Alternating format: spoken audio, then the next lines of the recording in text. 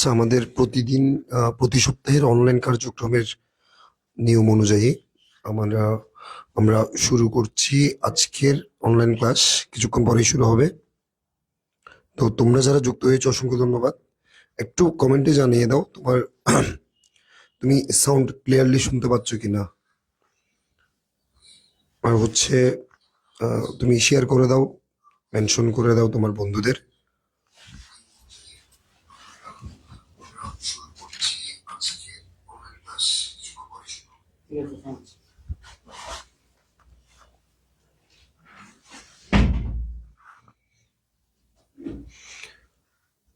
যারা যুক্ত হয়েছো ধন্যবাদ। তোমরা একটু শেয়ার করে দাও, ক্লাসটা শেয়ার করে দাও, মেনশন করে একটু জানিয়ে দাও। সাউন্ড ক্লিয়ার আছে কিনা একটু জানাও। আচ্ছা, আমাদের HSC special batch and model test 2026 আগামী 7ই ফেব্রুয়ারি থেকে শুরু হতে যাচ্ছে। তো আমাদের HSC special batch and model test 7ই ফেব্রুয়ারি থেকে আমরা পুরোপুরিভাবেই শুরু করছি। তো আমাদের HSC special batch and model test 2026-এর মধ্যে প্রতিদিন ক্লাস, প্রতিদিন পরীক্ষা, weekly test, monthly test, exclusive test, course শেষে ফাইনাল মডেল টেস্ট। অফলাইন ক্লাসে ভর্তি হলে অনলাইন ক্লাস সম্পূর্ণ ফ্রি। ভর্তির সাথে সাথে একসেট এমসিকিউ বুক এবং ইংলিশ ফার্স্ট পেপার এক্সারসাইজ বুক, ইংলিশ সেকেন্ড পেপার এক্সারসাইজ বুক সম্পূর্ণ ফ্রিতে পাবে। তো সব মিলিয়ে খুব দারুণ একটা সার্ভিস হবে HSC special batch and model test 2026-এ। তোমরা যারা এইচএসসি 2026 বেচের শিক্ষার্থী রয়েছো, এখনো যারা আমাদের স্পেশাল প্রোগ্রামে ভর্তি নিশ্চিত করো নাই, আমাদের এসপি কোচিং অফিসে এসে তোমার ভর্তিটা নিশ্চিত করো। তোমার এইচএসসিতে জিপিএ 5 ভালোভাবে প্রস্তুতির জন্য এবং বিশ্ববিদ্যালয়ে ভর্তিতে অন্যদের থেকে এগিয়ে থাকার জন্য তোমার পছন্দ হোক SP coaching HSC special batch and model test 2026। তো আজকের আমাদের অনলাইন ক্লাস শুরু হচ্ছে এখনই, আর দেরি করা কয়েক মিনিটের মধ্যে শুরু হচ্ছে। মহিম স্যার শুরু করছে। তোমরা যারা যুক্ত হয়েছো ধন্যবাদ, আর একটু শেয়ার করে দেবো ক্লাসটা।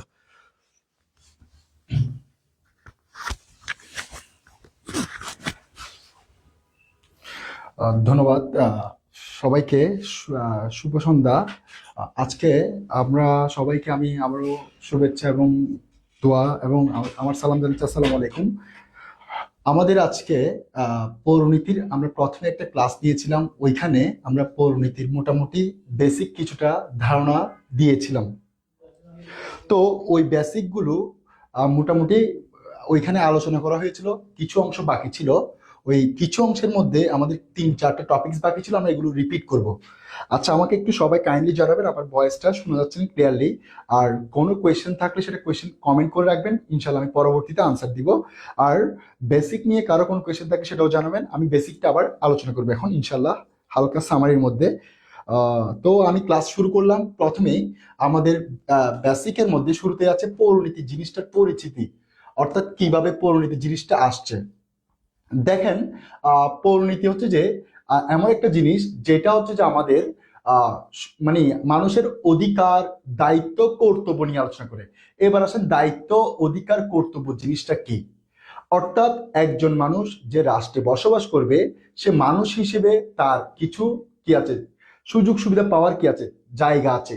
সেই সুযোগ সুবিধাগুলো কে দিবে? অবশ্যই সেইখানে যারা কি করে নিয়ন্ত্রণ করে বা প্রতিনিধিত্ব করে, ওরাই কি করবে, ওইটা মোটামুটি আমাদের কি বলে রাষ্ট্রের জন্য গুরুত্বপূর্ণ অবদান রাখে। যেমন নাগরিকের অধিকার, দায়িত্ব, কর্তব্য নিয়ে করে আলোচনা করে। কিরকম দেখেন, একটা রাষ্ট্রে যদি বসবাস করতে যায়, অবশ্যই নাগরিককে কিছু সুযোগ সুবিধা দিতে হবে। এই সুযোগ সুবিধা দেওয়ার জন্য আমাদের যে জিনিসটা অবশ্যই কাজ করে, সেই জিনিসটার নাম হচ্ছে যে কি, আহ আহ অধিকার। যেমন দেখেন, পৌরনীতির যে শাখা অধিকার, দায়িত্ব, কর্তব্য, অর্থাৎ নাগরিক সম্পর্কে। এখন দেখেন, নাগরিক সম্পর্ক মানে কি, একজন নাগরিকের অধিকার, তারপর হচ্ছে যে দায়িত্ব, তারপর হচ্ছে কর্তব্য।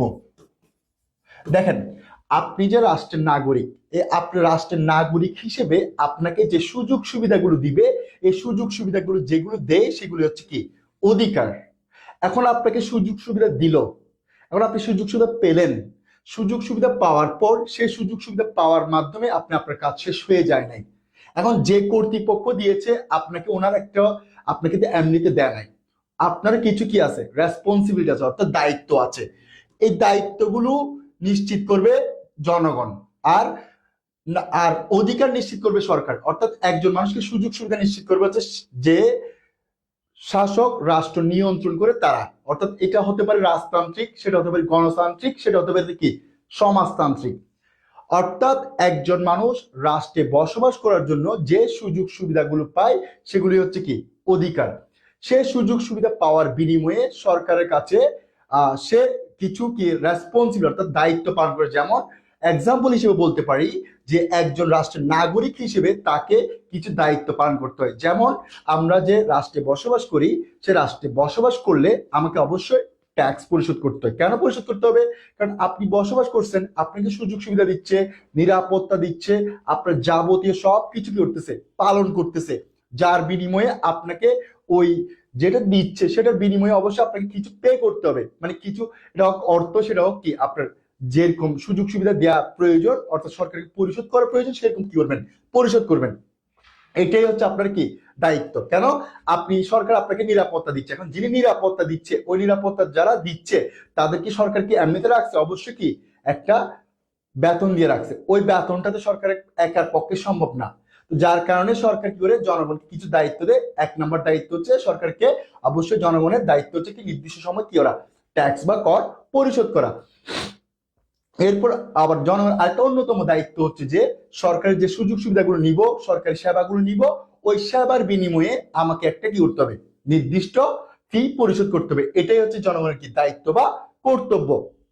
এখন দেখেন, এখন আমার এগুলো দায়িত্ব বা কর্তব্যের মূল্য করলাম, কিন্তু কর্তব্য জিনিসটা হচ্ছে উভয়ের মধ্যে পড়বে। অর্থাৎ এটা হচ্ছে জনগণও পালন করবে এবং কে, জনগণ সরকার উভয় পালন করবে। কারণ আমার কথা হচ্ছে যে এইখানে কর্তব্য জিনিসটা হচ্ছে উভয় সমন্বিত। কেন করতে হবে? কারণ আপনি যদি রাষ্ট্রকে ঠিক রাখতে চান, এক পক্ষের দ্বারা সম্ভব নয়। তো যার কারণে উভয় পক্ষের কর্তব্য দেশের প্রতি ভালোবাসা বা দেশপ্রেমের মাধ্যমে দেশের মঙ্গলে, দেশের উন্নয়নে যে কাজগুলো প্রয়োজন সেগুলো পালন করাই হচ্ছে একজন রাষ্ট্রের সরকারের কর্তব্য এবং জনগণের কি কর্তব্য। তাহলে দেখেন, নাগরিক এবং নাগরিককে আলোচনা করতে গেলে অবশ্যই সে রাষ্ট্রের নাগরিকের যারা পরিচালনা করে তাদেরকে লাগবে। তারা হচ্ছে কারা? সরকার। সেটা হোক রাজতান্ত্রিক, সেটা হোক গণতান্ত্রিক, সেটা হোক কি সমাজতান্ত্রিক। তো আমার অধিকার, দায়িত্ব, কর্তব্য নিয়ে যে শাখা আলোচনা করে সেটা হচ্ছে কি মূলত হচ্ছে পরিণতি। এখন এখানে আমি একটা কথা বলছি, সেটা হচ্ছে নাগরিকের সকল কিছু নিয়ে যে শাখা, অর্থাৎ নাগরিক মানে আমি প্রথমেই বলতেছি যেখানে অবশ্যই সরকার থাকবে এবং কি থাকবে, নাগরিক থাকবে। কারণ নাগরিককে পরিচালনা করে কে? সরকার। তো আপনাকে নাগরিকের কথা বললে অবশ্যই সরকারকেও কি করতে হবে, আনতে হবে। তো যার কারণে নাগরিকের অধিকার, দায়িত্ব, কর্তব্য নিয়ে যে শাখা আলোচনা করে মূলত সেটা হচ্ছে কি পরিণতি। তো এখন এই আমি আমার যে ডেফিনিশন, সেই ডেফিনিশনের মধ্যে নাগরিক, এখন নাগরিকের মধ্যে এই 3টা জিনিস অবশ্যই কি করবে, অন্তর্ভুক্ত থাকবে। এই 3টা জিনিসকে মূলত হচ্ছে কি করে পরিণতি বিশ্লেষণ করে। এবার আসেন, এখানে একটা সামারি আমি ছোট্ট করে একটা এই পরিণতি জিনিসটা কিভাবে আসছে আমরা একটু শুনি। অর্থাৎ আগে পৃথিবীর মধ্যে প্রাচীন যুগ থেকে পৃথিবীর রাষ্ট্র ব্যবস্থা ছিল কি রাজতান্ত্রিক। এখন এই রাজতান্ত্রিক শাসন ব্যবস্থার কারণে প্রজারা কখনো কি করতে পারতো না, কথা বলার সুযোগ পেত না। এখন প্রজারা যখন সুযোগ পাচ্ছে না, প্রজারা রাজাদেরকে যেমন কর পরিশোধ করতেছে, প্রজাদের যত যত রকমের আদেশ আছে সবগুলো পালন করতেছে। তখন প্রাচীন যুগের মাঝামাঝি এসে একদল প্রাচীন গ্রিসের মানুষ তারা বলতে চাচ্ছে যে আমরা তো সরকারকে সকল ধরনের ফ্যাসিলিটিস দিচ্ছি, সরকার আমাদেরকে সেরকম ফ্যাসিলিটিস দিচ্ছে না, এবং আমাদেরকে সরকার কথা বলার সুযোগও দিচ্ছে না। কেন আমরা সরকারের কথা মানবো? যদি আমাদেরকে কথা বলার সুযোগ দেয়, কাজ করার সুযোগ দেয়, আমাদের যতগুলো প্রাপ্য আছে সবগুলো যদি পালন করার সুযোগ দেয়, তাহলে তো আমরা কি করতে পারবো, রাষ্ট্রে সুন্দর করে বসবাস করতে পারবো। এটা নিয়ে মূলত প্রাচীন গ্রিসের মধ্যে 2টা ছোট ছোট নগরাষ্ট্রের মধ্যে সূচনা হয়। একটা হচ্ছে অ্যাথেন্স আর একটা হচ্ছে কি স্পার্টা। এই অ্যাথেন্স এবং স্পার্টার মধ্যে এই প্রাচীন গ্রিসের নাগরিকদের অধিকার নিয়ে আন্দোলনটা কি হয়, শুরু হয়। এই আন্দোলনটা শুরু হওয়ার পর আন্দোলনের ধারাবাহিকতা চলতে চলতে চলতে গিয়ে এক পর্যায়ে গিয়ে সরকার বাধ্য হয়ে নাগরিকদের অধিকার দিতে কি হয়, সিদ্ধান্ত গ্রহণ করে। এই সিদ্ধান্তের পরিপ্রেক্ষিতে সরকার তিন শ্রেণীর মানুষকে কি দেয়, নাগরিক অধিকার দেয়। এক নম্বরে হচ্ছে যে যারা হচ্ছে যে রাজ পরিবারের সদস্য, দুই নম্বরে যারা হচ্ছে যে যারা হচ্ছে মন্ত্রী পরিষদের সদস্য, তিন নম্বর হচ্ছে যে বণিক বা ব্যবসায়ী। আমি একটু বলি, কারণ এখানে যে তিন শ্রেণী মানুষকে দিচ্ছে তারা অবশ্যই কি রাষ্ট্রের একটা অংশ হিসেবে কাজ করে। কেমন কাজ করে দেখেন, যদি রাষ্ট্র পরিচালনা করতে যায় অবশ্যই কি লাগবে, রাজ পরিবারের সদস্যকে লাগবে। রাজ পরিবারের সদস্য ছাড়া রাষ্ট্র পরিচালনা করতে পারবে না। যার কারণে ওরা কি করছে, রাজ পরিবারের সদস্যদেরকে প্রথমত কি দিছে, অধিকার দিছে। এরপর আমরা প্রাচীন কালেও দেখছি, আমরা বিভিন্ন জায়গায় বা টিভিতেও দেখা যায় যে একটা মন্ত্রী মানে রাজপ্রাসাদের পাশে কি আছে, অনেকগুলো সবার মধ্যে কি আছে, মন্ত্রী থাকে। ওই মন্ত্রীদের পরামর্শক্রমে রাজা কি করে, রাষ্ট্রটা পরিচালনা করে। এখন যারা রাষ্ট্র পরামর্শ নেয় তাদেরকে যদি কথা বলার সুযোগ না দেয়, রাজা কি পরামর্শ নিতে পারবে, পারবে না। যার কারণে মন্ত্রী পরিষদের সদস্যদের কি দেওয়া হয়েছিল, অধিকার দেওয়া হয়েছিল।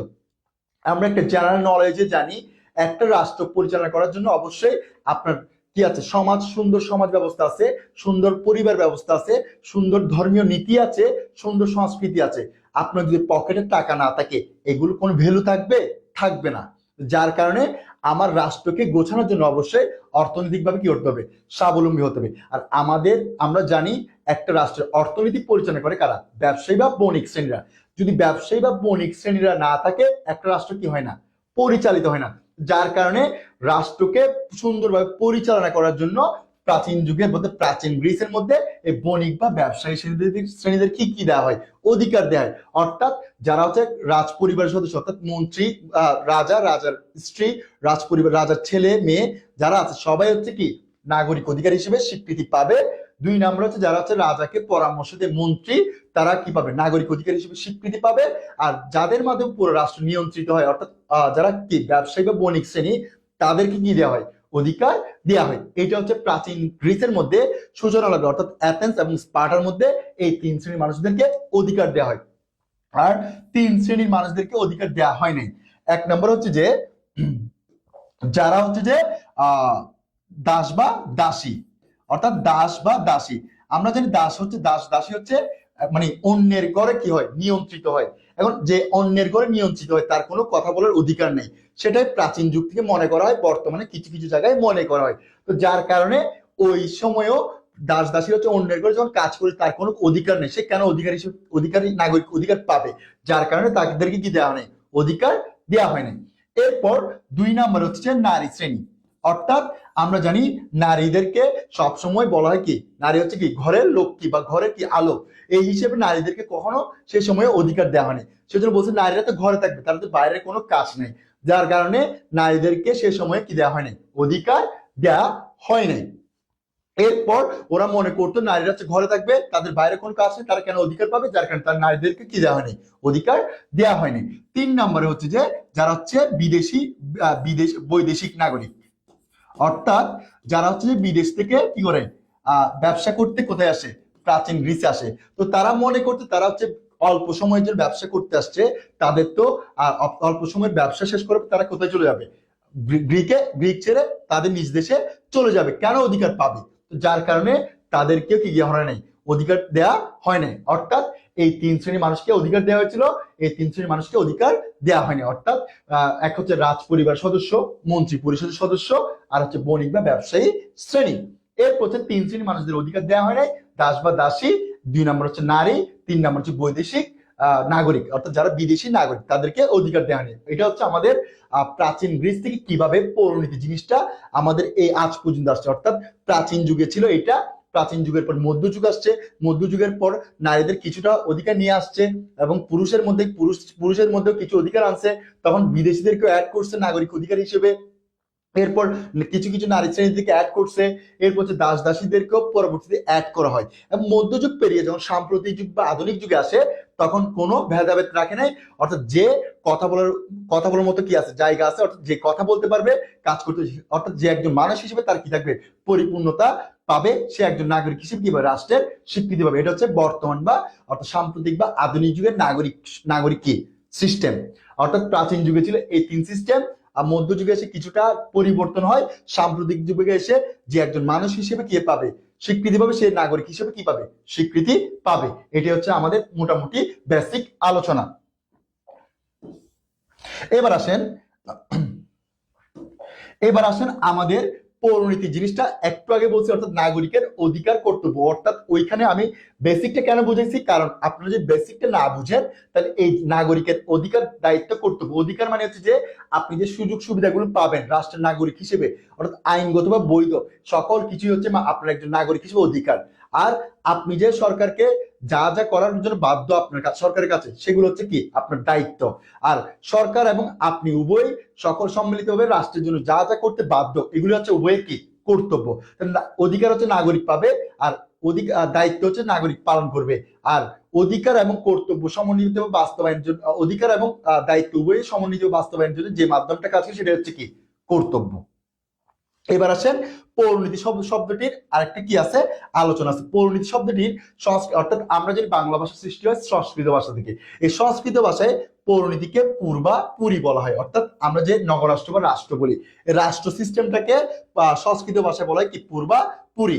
এবং এই পুরের অর্থাৎ সংস্কৃত নগরকে পুরি বলা হয়। তারপর হচ্ছে সেই নগরের অধিবাসীদেরকে বলা হয় পুরবাসী। অর্থাৎ আমরা বলি কি নাগরিক বা কি সিটিজেন, ইংলিশে বলি সিটিজেন, বাংলা বলি কি নাগরিক। আর সংস্কৃত ভাষায় বলা হতো কি পুরবাসী।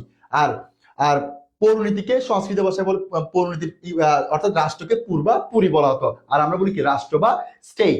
এই সিস্টেমে কি ওরা হয় মোটামুটি এটা হচ্ছে বাংলা, প্রকৃত বাংলা থেকে যেভাবে আলোচনা করে সেটা হচ্ছে পৌরনীতির। এটা হচ্ছে একটা রাষ্ট্রের নাম, হচ্ছে রাষ্ট্রকে বলা পুরি, আর রাষ্ট্রের অধিবাসীদেরকে বলা হয় পুরবাসী। এবার আসেন আমাদের আরেকটা অর্থাৎ কয়েকজন অন্যতম মনীষী আছে পৌরনীতি নিয়ে আলোচনা করছে। এর মধ্যে উল্লেখযোগ্য একজন ব্যক্তিত্ব হচ্ছে যার নাম হচ্ছে হোয়াইট। তিনি বলেছেন যে পৌরনীতি হচ্ছে মানুষ জ্ঞানের সেই শাখা যা নাগরিকের অতীত, বর্তমান, ভবিষ্যৎ। দেখেন অতীত জিনিসটা কি, অর্থাৎ একটা রাষ্ট্রে আপনি বসবাস করছেন, সে নাগরিক হিসেবে আপনি আগে কিরকম অধিকার পেয়েছেন, অর্থাৎ আগে মানে কোন যুগে, প্রাচীন যুগের মধ্যে একজন নাগরিকের কিরকম অধিকার ছিল, দায়িত্ব ছিল, কর্তব্য ছিল, সেগুলো আমরা পৌরনীতি বেসিক পড়ে আমরা জানতে পারছি না। তো এই জিনিসটা অর্থাৎ একজন নাগরিক হিসেবে আপনি কিরকম ছিলেন প্রাচীন যুগে, সেটা জানতে হলে অবশ্যই কি করতে হবে, আমাদেরকে পৌরনীতি পড়তে হবে। এরপর যে বর্তমান, অর্থাৎ বর্তমান সময়ে প্রাচীন যুগ থেকে কিভাবে আরো উন্নতভাবে নাগরিকদের সুযোগ সুবিধা দেওয়া হচ্ছে সেটা সম্বন্ধে যদি জানতে হয় অবশ্যই আমাদের কি করতে হবে, পৌরনীতি পড়তে হবে। এবং ভবিষ্যতে অতীত এবং বর্তমানকে থেকে আরো উন্নত মানের বা আরো সহজলভ্য সুযোগ সুবিধা বা দায়িত্ব কর্তব্য নিশ্চিত করার জন্য যে মাধ্যম ব্যবহার করা যায় সেগুলোর জন্য পরামর্শের মাধ্যম হিসেবে এই পৌরনীতি কি করে থাকে, কাজ করে থাকে। এরপর আসেন তারপর হচ্ছে স্থানীয়, জাতীয়, আন্তর্জাতিক। আমরা জানি একজন মানুষের তার জীবনটা শুরু হয় পরিবারের পরে আসে কোথায়, সমাজের পরে আসে কি রাষ্ট্র। ডিরেক্টলি সে কখনো রাষ্ট্রে আসে না, পরিবার থেকে শেখার পর সে সমাজে আসে, সমাজ থেকে শিখে সে কোথায় আসে, রাষ্ট্রে আসে। এখন আপনাকে একজন নাগরিক হিসেবে অবশ্যই আপনার স্থানীয়ভাবে, অর্থাৎ আপনার যেখান থেকে আপনার জন্মগ্রহণ করেছেন, পরিবার আপনাকে সমাজের মাধ্যমে পরিচিত করবে। এই সমাজের মাধ্যমে পরিচিত করার জন্য যে মাধ্যমটা কাজ করে সেটা হচ্ছে কি স্থানীয় শাসন। অর্থাৎ আপনি স্থানীয় শাসন ব্যবস্থার মধ্যে আমরা জানি ইউনিয়ন পরিষদ, পৌরসভা, সিটি কর্পোরেশন, এই তিনটা মাধ্যম হচ্ছে স্থানীয় প্রশাসন।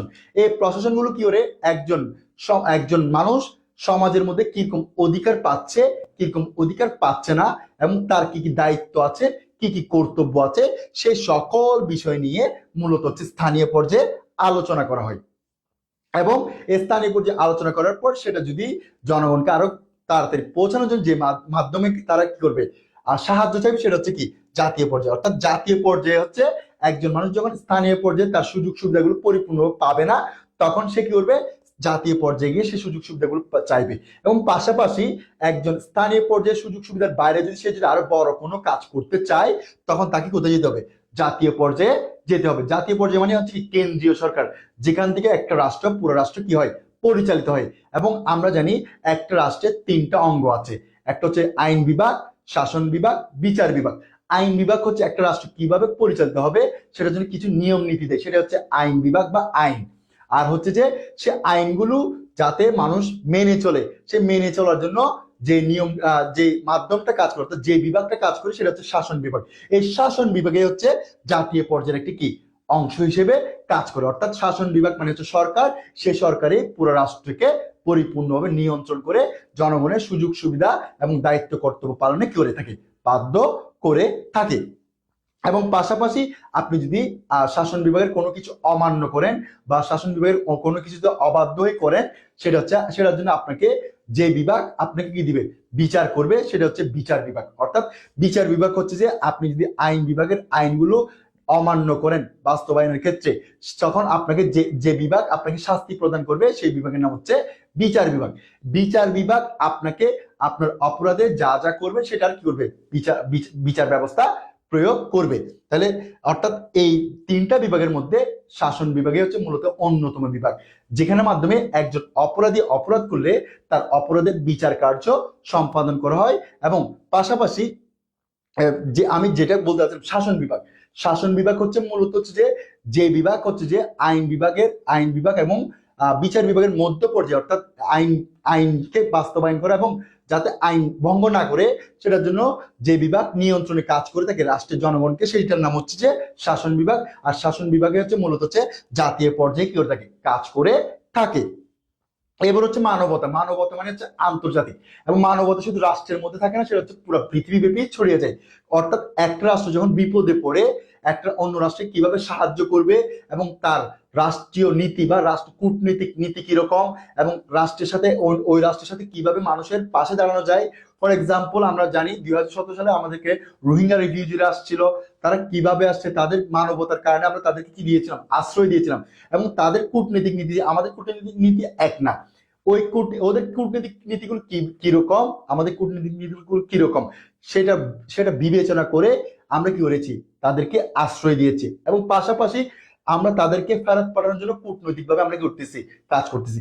এই কূটনৈতিক নীতিগুলো কিরকম এবং আন্তর্জাতিকভাবে একটা রাষ্ট্রের অন্য রাষ্ট্রের সাথে শাসন ব্যবস্থা কিরকম, এবং ওই রাষ্ট্রের শাসন ব্যবস্থা কি আদৌ কি আমার রাষ্ট্রের শাসন ব্যবস্থার সাথে খাপ খাওয়ানো যায় কিনা, এই সকল বিষয়কে নিয়ে মূলত হচ্ছে পৌরনীতি আলোচনা করে থাকে। এটা হচ্ছে মূলত হচ্ছে আমাদের মোটামুটি প্রথম বেসিকটার হালকা মানে মোটামুটি আলোচনা। আর ইংলিশে বলেছে যে civics is the branch of human knowledge which deals with everything relating to citizen first, present and future, local, national and human. অর্থাৎ এখানে বলা যাচ্ছে যে প্রেজেন্ট, ফার্স্ট, প্রেজেন্ট অর্থাৎ অতীত, বর্তমান, ভবিষ্যৎ এবং স্থানীয়, জাতীয়, আন্তর্জাতিক সকল বিষয়কে নিয়ে মূলত হচ্ছে পৌরনীতি আলোচনা করে। এবার আসেন আমাদের পরের স্লাইড দেখেন।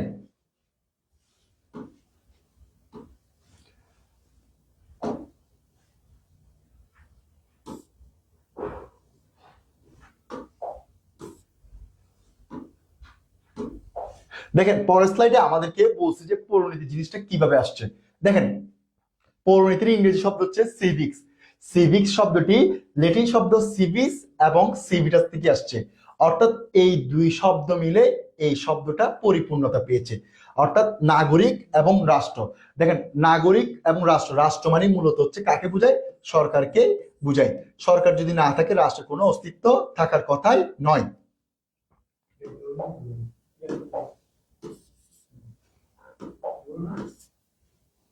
দেখেন সরকার মানে নগরাষ্ট্র মানে সরকার, আর সরকার পাশাপাশি নাগরিক মানে হচ্ছে কি? জনগণ।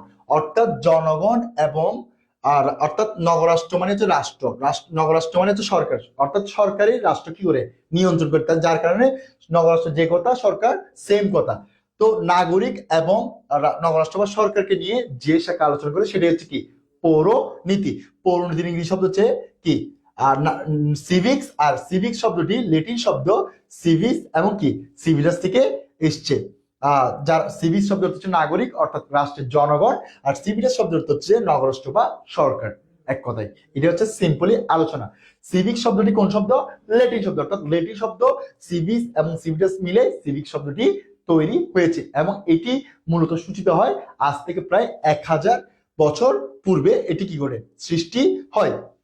আর এই দেখেন এখানে একটা কথা বলছে, অর্থাৎ যে সকল প্রতিষ্ঠান অভ্যাস কার্যাবলী চেতনা রাষ্ট্রীয় রাজনৈতিক সমাজের প্রতি দায়িত্ব, অর্থাৎ যে সকল প্রতিষ্ঠান অর্থাৎ সরকার আমাদেরকে, সরকার এবং জনগণ আমাদেরকে, মানে সরকার আমাদের কি করে বাধ্য করে না রাষ্ট্র পরিচালনা করার ক্ষেত্রে। সরকার মানে আমি কি বলছিলাম, কি নগরাষ্ট্র বা রাষ্ট্র। এই নগরাষ্ট্র বা রাষ্ট্র প্রতিষ্ঠান মানুষকে যে তার অভ্যাসগুলো আছে সেগুলো যদি বৈধ অভ্যাস হয় সেগুলো, এবং তার যে কার্যক্রমগুলো করে কাজগুলো করে সে কাজগুলো যদি বৈধ হয় সেগুলো, এবং পাশাপাশি তার চিন্তাধারা চেতনা মানে তার চিন্তাধারা যদি রাষ্ট্রের জন্য কি হয় মঙ্গল হয়, সেগুলো বাস্তবায়ন করে কিভাবে মানুষের মাঝে কি করা যায় পৌঁছানো যায় এবং রাষ্ট্রের উন্নয়ন বা মঙ্গল হয়, সেটার জন্য যে মাধ্যমটা কাজ করে সেটা হচ্ছে মূলত হচ্ছে পৌরনীতি। এটা বলেছে কে? F.I. গ্লাউ। অর্থাৎ যে প্রতিষ্ঠান রাষ্ট্রের জন্য, অর্থাৎ প্রতিষ্ঠানের মধ্যে সেটা সরকারকে মূলত কি করা হয় ইন্ডিকেট, বা সরকারকে নিয়ে আলোচনা। সরকার জনগণের কি করবে, জনগণের যে অভ্যাসগুলো আছে সেগুলো ভালো অভ্যাসগুলো যে যাতে রাষ্ট্রের জন্য কি করে মঙ্গল হয়, সেগুলোকে যদি জনগণের জন্য মঙ্গল হয় এবং রাষ্ট্রের মঙ্গল হয় সেগুলোকে যখন বাস্তবায়ন করবে, পাশাপাশি যে কাজগুলো জনগণের কাজগুলো যদি রাষ্ট্রের বা জনগণ মঙ্গল হয় সেগুলো যদি বাস্তবায়ন করে, পাশাপাশি তার চিন্তাধারাগুলো রাষ্ট্রের জন্য উন্নয়নের দিকে করে বাস্তবায়ন করে, সেইগুলো যে প্রতিষ্ঠানটা নিয়ে আলোচনা করে সেটাই হচ্ছে মূলত হচ্ছে কি পৌরনীতি। এবং সেই প্রতিষ্ঠান হচ্ছে কি সরকার অর্থাৎ সরকার জনগণের যে অভ্যাস কার্যবলী চেতনার বাস্তবায়নের জন্য কি করে কাজ করে। এই কাজ করার যে মাধ্যম, সে মাধ্যম হচ্ছে সরকারের এই কার্যক্রমগুলোকে কিভাবে মানুষের মাঝে পৌঁছানো যায় সেটার জন্য যে শাখা বিশ্লেষণ করে সেটা হচ্ছে মূলত হচ্ছে কি পৌরনীতি। আবার বলতেছি, যে অর্থাৎ জনগণের চেতনা কার্যাবলী এবং কি তার অভ্যাস, অর্থাৎ সে সবসময় যেগুলো পালন করে সেগুলো সরকার যে বাস্তবায়ন করতেছে, সে বাস্তবায়নের জন্য যে মাধ্যমগুলো আলোচনা করা হয়, সে সকল মাধ্যমগুলো আলোচনা করার জন্য যে শাখাটা কাজ করে থাকে সেই শাখার নামই হচ্ছে পৌরনীতি। এটা বলেছে কে? F.I. গ্লাউ। ক্লিয়ার? তারপর হচ্ছে যে শাস্ত্র নাগরিক ও নগরাষ্ট্র, অর্থাৎ নগরাষ্ট্র মানে আমি একটু আগে বলছিলাম সরকার, আর সরকার এবং জনগণকে নিয়ে যে শাখা আলোচনা করে সেটা হচ্ছে মূলত হচ্ছে পৌরনীতি। অর্থাৎ রাষ্ট্রের মধ্যে বসবাস করতেছে সে কি কি সুযোগ সুবিধা পাবে সেগুলো নিশ্চিত করবে কে? সরকার। আর সরকারের কাছে চাইবে কে? নাগরিক। এবং পাওয়ার পর সরকারের কাছে জনগণ কি আছে? কিছু দায়িত্ব আছে, সে দায়িত্বগুলো পালন করবে কে? নাগরিক বা জনগণ।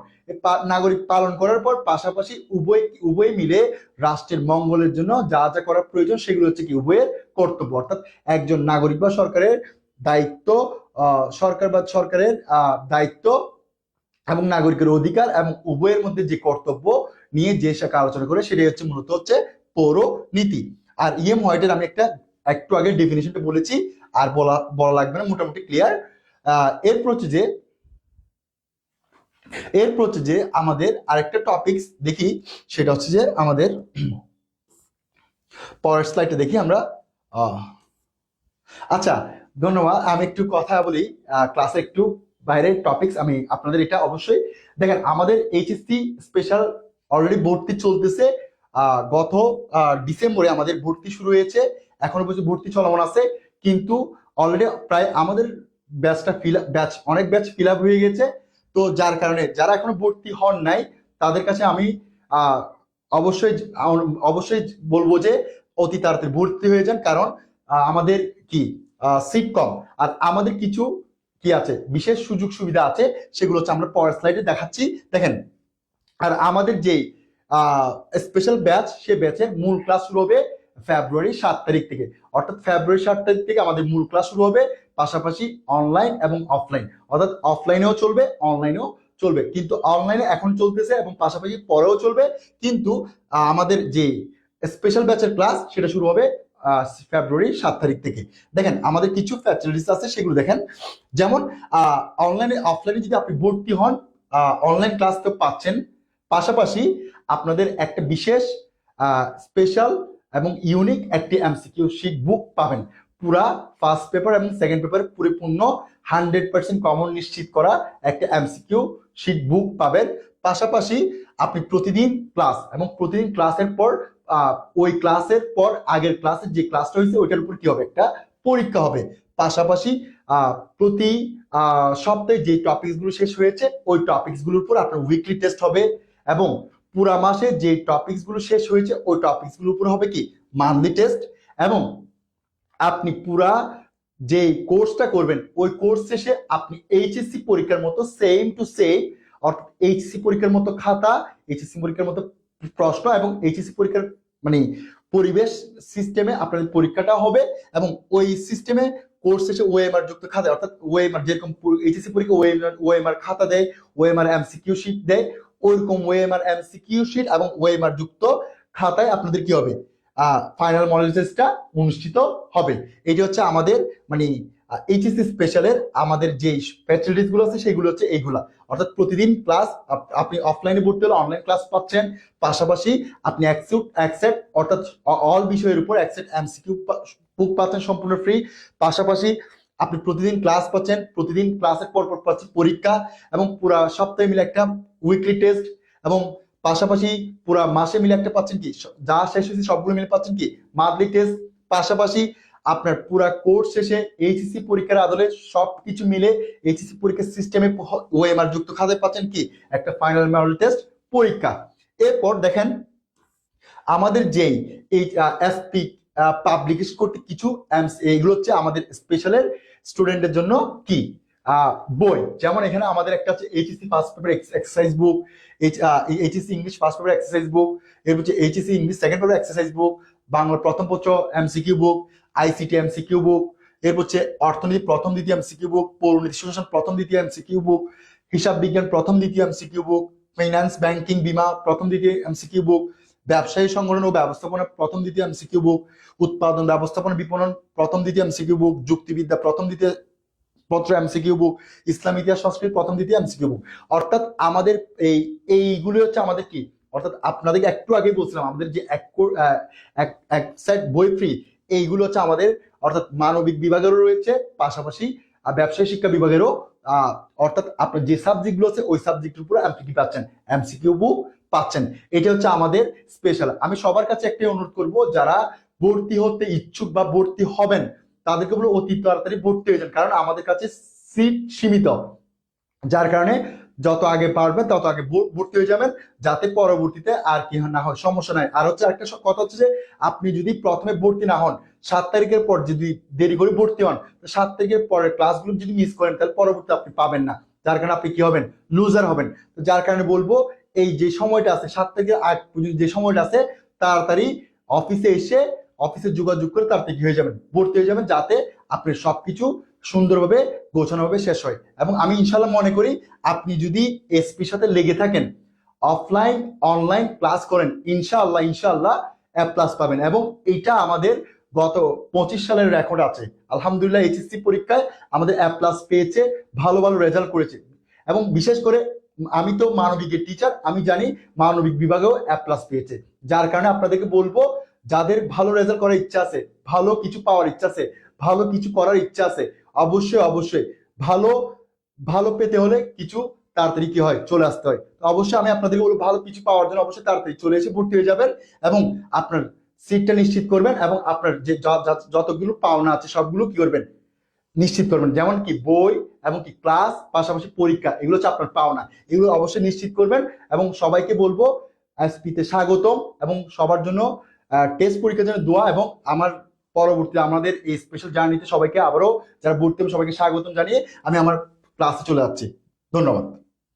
দেখেন আমাদের যেই পৌরনীতির আমাদের যে আলোচনা বিষয় সেগুলো হচ্ছে যে, অর্থাৎ কি কি বিষয় নিয়ে পৌরনীতি আলোচনা করে, অর্থাৎ একটা রাষ্ট্রের মধ্যে জনগণ হিসেবে সে বসবাস করবে, সে বসবাস করতে গেলে অবশ্যই তার মুখ্য আলোচনার বিষয় হচ্ছে কি নাগরিকতা, অর্থাৎ সে রাষ্ট্রের যে নাগরিক হিসেবে সে বসবাস করবে, সে তার সুযোগ সুবিধাগুলো নিশ্চিত করার জন্য যে মাধ্যমটা কাজ করে সেটা হচ্ছে কি পৌরনীতি। অর্থাৎ সে রাষ্ট্রে বসবাস করবে, তার সুযোগ সুবিধাগুলো আছে, সেই সুযোগ সুবিধাগুলো বাস্তবায়ন করার জন্য মূলত হচ্ছে পৌরনীতি করে কাজ করে। অর্থাৎ একজন মানুষ যে বসবাস করতেছে সেটার যে বিষয়গুলো আছে সেগুলো মূলত হচ্ছে পৌরনীতির বিষয়বস্তু। দেখেন 1 নম্বর বলছে যে মুখ্য আলোচ্য বিষয় হচ্ছে নাগরিকতা, অর্থাৎ আপনি যে রাষ্ট্রের নাগরিক হয়ে আছেন, সে নাগরিক হয়ে আছেন বিধায় আপনাকে সুযোগ সুবিধা দিচ্ছে। সে সুযোগ সুবিধাগুলো কিভাবে দিচ্ছে, কিভাবে দিচ্ছে না, এবং রাষ্ট্র সরকার আপনাকে কি কি সুযোগ সুবিধা দিবে, সে সকল কিছুকে নিয়ে আলোচনা করা হচ্ছে কি পৌরনীতি। তাহলে এখানে দেখেন মুখ্য আলোচনার বিষয় হচ্ছে কি নাগরিক, না নাগরিককে অধিকার দিচ্ছে বিধায় আপনি কি পাচ্ছেন, সুযোগ সুবিধাগুলো পাচ্ছেন।